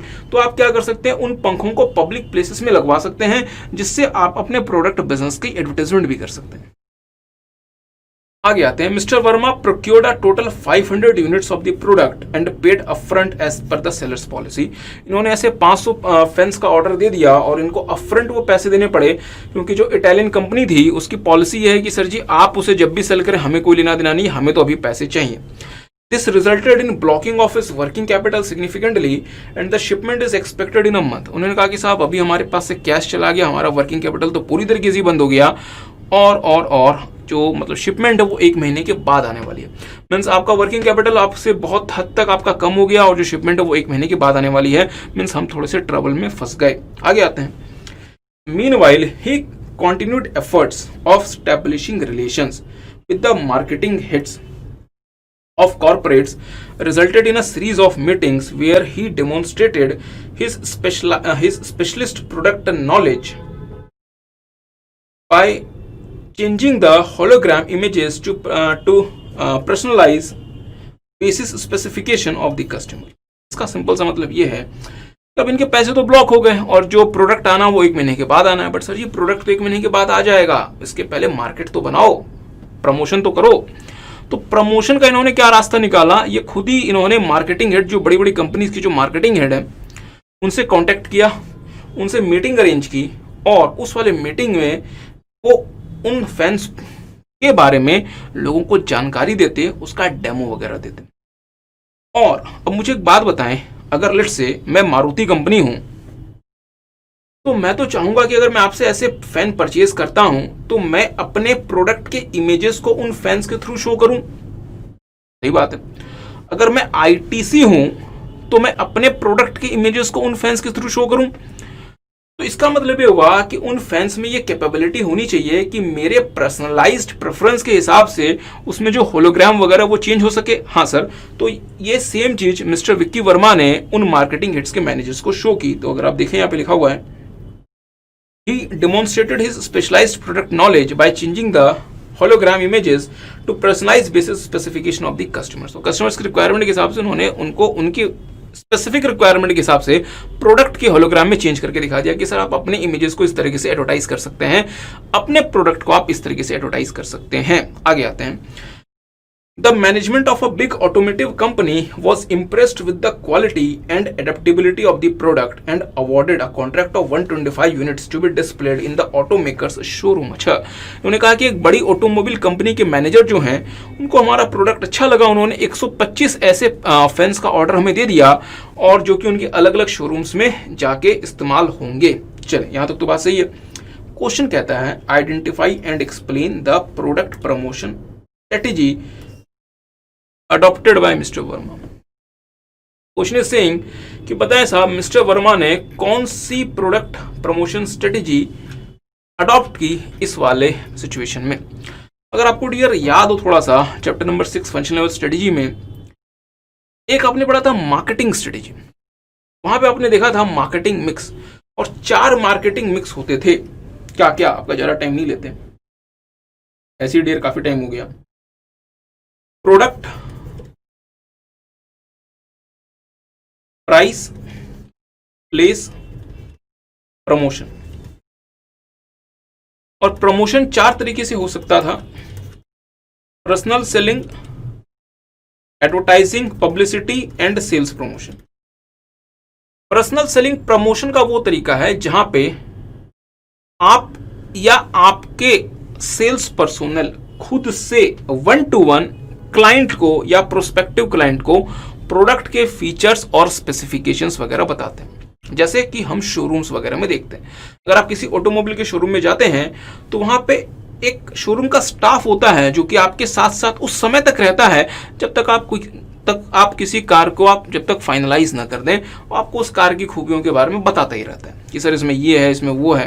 Personal selling वो प्रक्रिया होती है जहां पे हम पर्सनलाइज्ड 1-to-1 बेसिस पे क्लाइंट को प्रोडक्ट के फीचर्स, उसके एस्पेक्ट्स के बारे में बताते हैं। एडवर्टाइजिंग वो मैकेनिज्म होता है जहां हम 1-to-1 पे हम 1-to-1 इन मतलब चीजों को नहीं बताते, हमने उस प्रोडक्ट के रिगार्ड्स में एड वगैरह बनाए होते हैं, उसको हम टीवी पे रन कर दें, न्यूज़पेपर वगैरह में छपवा दें। पब्लिसिटी वो मैकेनिज्म होता है जहां हम कोशिश करते हैं कि न्यूज़पेपर्स, मीडिया हाउसेस हमारे प्रोडक्ट के बारे में इंफॉर्मेशन को कवर करें और लोगों तक पहुंचाएं खुद से, वॉलंटरली। और सेल्स प्रमोशन हर वो तरीका होता है जो इन तीनों में कवर्ड नहीं है, आपका ज़्यादा टाइम नहीं लेते। यहाँ हो क्या रहा है, यहाँ क्लियरली हम देख सकते हैं डियर, जो मिस्टर वर्मा है वो खुद से बेचारे हर एक मार्केटिंग हेड से मिलते हैं, उनको खुद से डेमो देते हैं, प्रोडक्ट के फीचर्स के बारे में बताते हैं। मतलब ये क्या कर रहे हैं, पर्सनल सेलिंग फॉर प्रमोशन। तो मिस्टर वर्मा अपने प्रोडक्ट के प्रमोशन के लिए क्या कर रहे हैं, पर्सनल सेलिंग की स्ट्रेटेजी अपना रहे हैं। आगे आते हैं dear, this is the last question basically that we are going to discuss. Delta is an organisation specialising in information technology enabled services and communication business. मतलब ये information technology enabled services and communication business में है। मतलब ये IT related products and services बना के market में cell करते हैं। Previous year, the organization had successfully integrated an artificial intelligence tool named Geos into the existing ERP system. क्योंकि एक बड़ा बिजनेस है, उसको चलाने के लिए ERP सिस्टम है इनके पास, तो इन्होंने ERP सिस्टम में एक AI क्लाइंट इंटीग्रेट कर दिया जिसका नाम है Geos. The AI tool using deep learning algorithm technique provides a digital leap transformation in various business processes and operation. क्योंकि उस AI में क्या लगा हुआ है deep learning algorithm, deep learning facility है, उसमें कैपेबिलिटी है, तो उसने हमारे बिजनेस करने के तरीके को पूरी तरीके से ट्रांसफॉर्म कर दिया। हमारे अलग अलग प्रोसेसेस और ऑपरेशंस को उसने ट्रांसफॉर्म कर दिया। और बहुत महत्वपूर्ण, it has significantly diminished the role played by specialist managers of middle management. इन्होंने मिडिल लेवल के मैनेजर्स जो कि स्पेशलिस्ट रोल प्ले करते थे उनके काम को रिप्लेस कर दिया। अब स्पेशलिस्ट मैनेजर की जगह ये सारा का सारा कुछ कौन मतलब परफॉर्म कर रहा है, हमारा जूस जो कि हमारा एआई टूल है। तो इसका मतलब ये हुआ कि जो मिडिल लेवल मैनेजर्स की रिक्वायरमेंट अब कंपनी में कम होती जा रही है, क्योंकि उनकी जगह उनके फीचर्स अब किसने परफॉर्म करना शुरू कर दिए हैं, आईटी टूल्स ने, सॉफ्टवेयर ने। I you guys getting? Okay, आते हैं। This technological tool in addition to saving organisational cost by replacing many task of the middle management has also served as a link between the top and bottom level in the organisation and assist in faster decision making. आगे आते हैं। The skilled mid-level managers now perform cross-functional duties. Which type of organizational structure is the company transitioning into? मेरी बात पे ध्यान दीजिएगा। जो normal organisation structure होता है डियर, वो कुछ ऐसा होता है। This is the top level, this is the middle level and this is the bottom level. और जैसे जैसे आईटी टूल्स आते जा रहे हैं, सॉफ्टवेयर आते जा रहे हैं, सबसे ज्यादा यदि किसी के काम में खतरा उत्पन्न हुआ है तो वो है हमारे dear middle level. Top level क्यों नहीं? क्योंकि डियर डिसीजन मेकिंग स्ट्रेटेजी तो अभी भी टॉप लेवल को ही करनी है। सर बॉटम लेवल क्यों नहीं? ऐसा नहीं डियर कि बॉटम लेवल के काम को इससे कोई खतरा उत्पन्न नहीं हुआ, बट सबसे ज्यादा जो इसको हम कह सकते हैं कि biggest blow has been suffered by the middle level.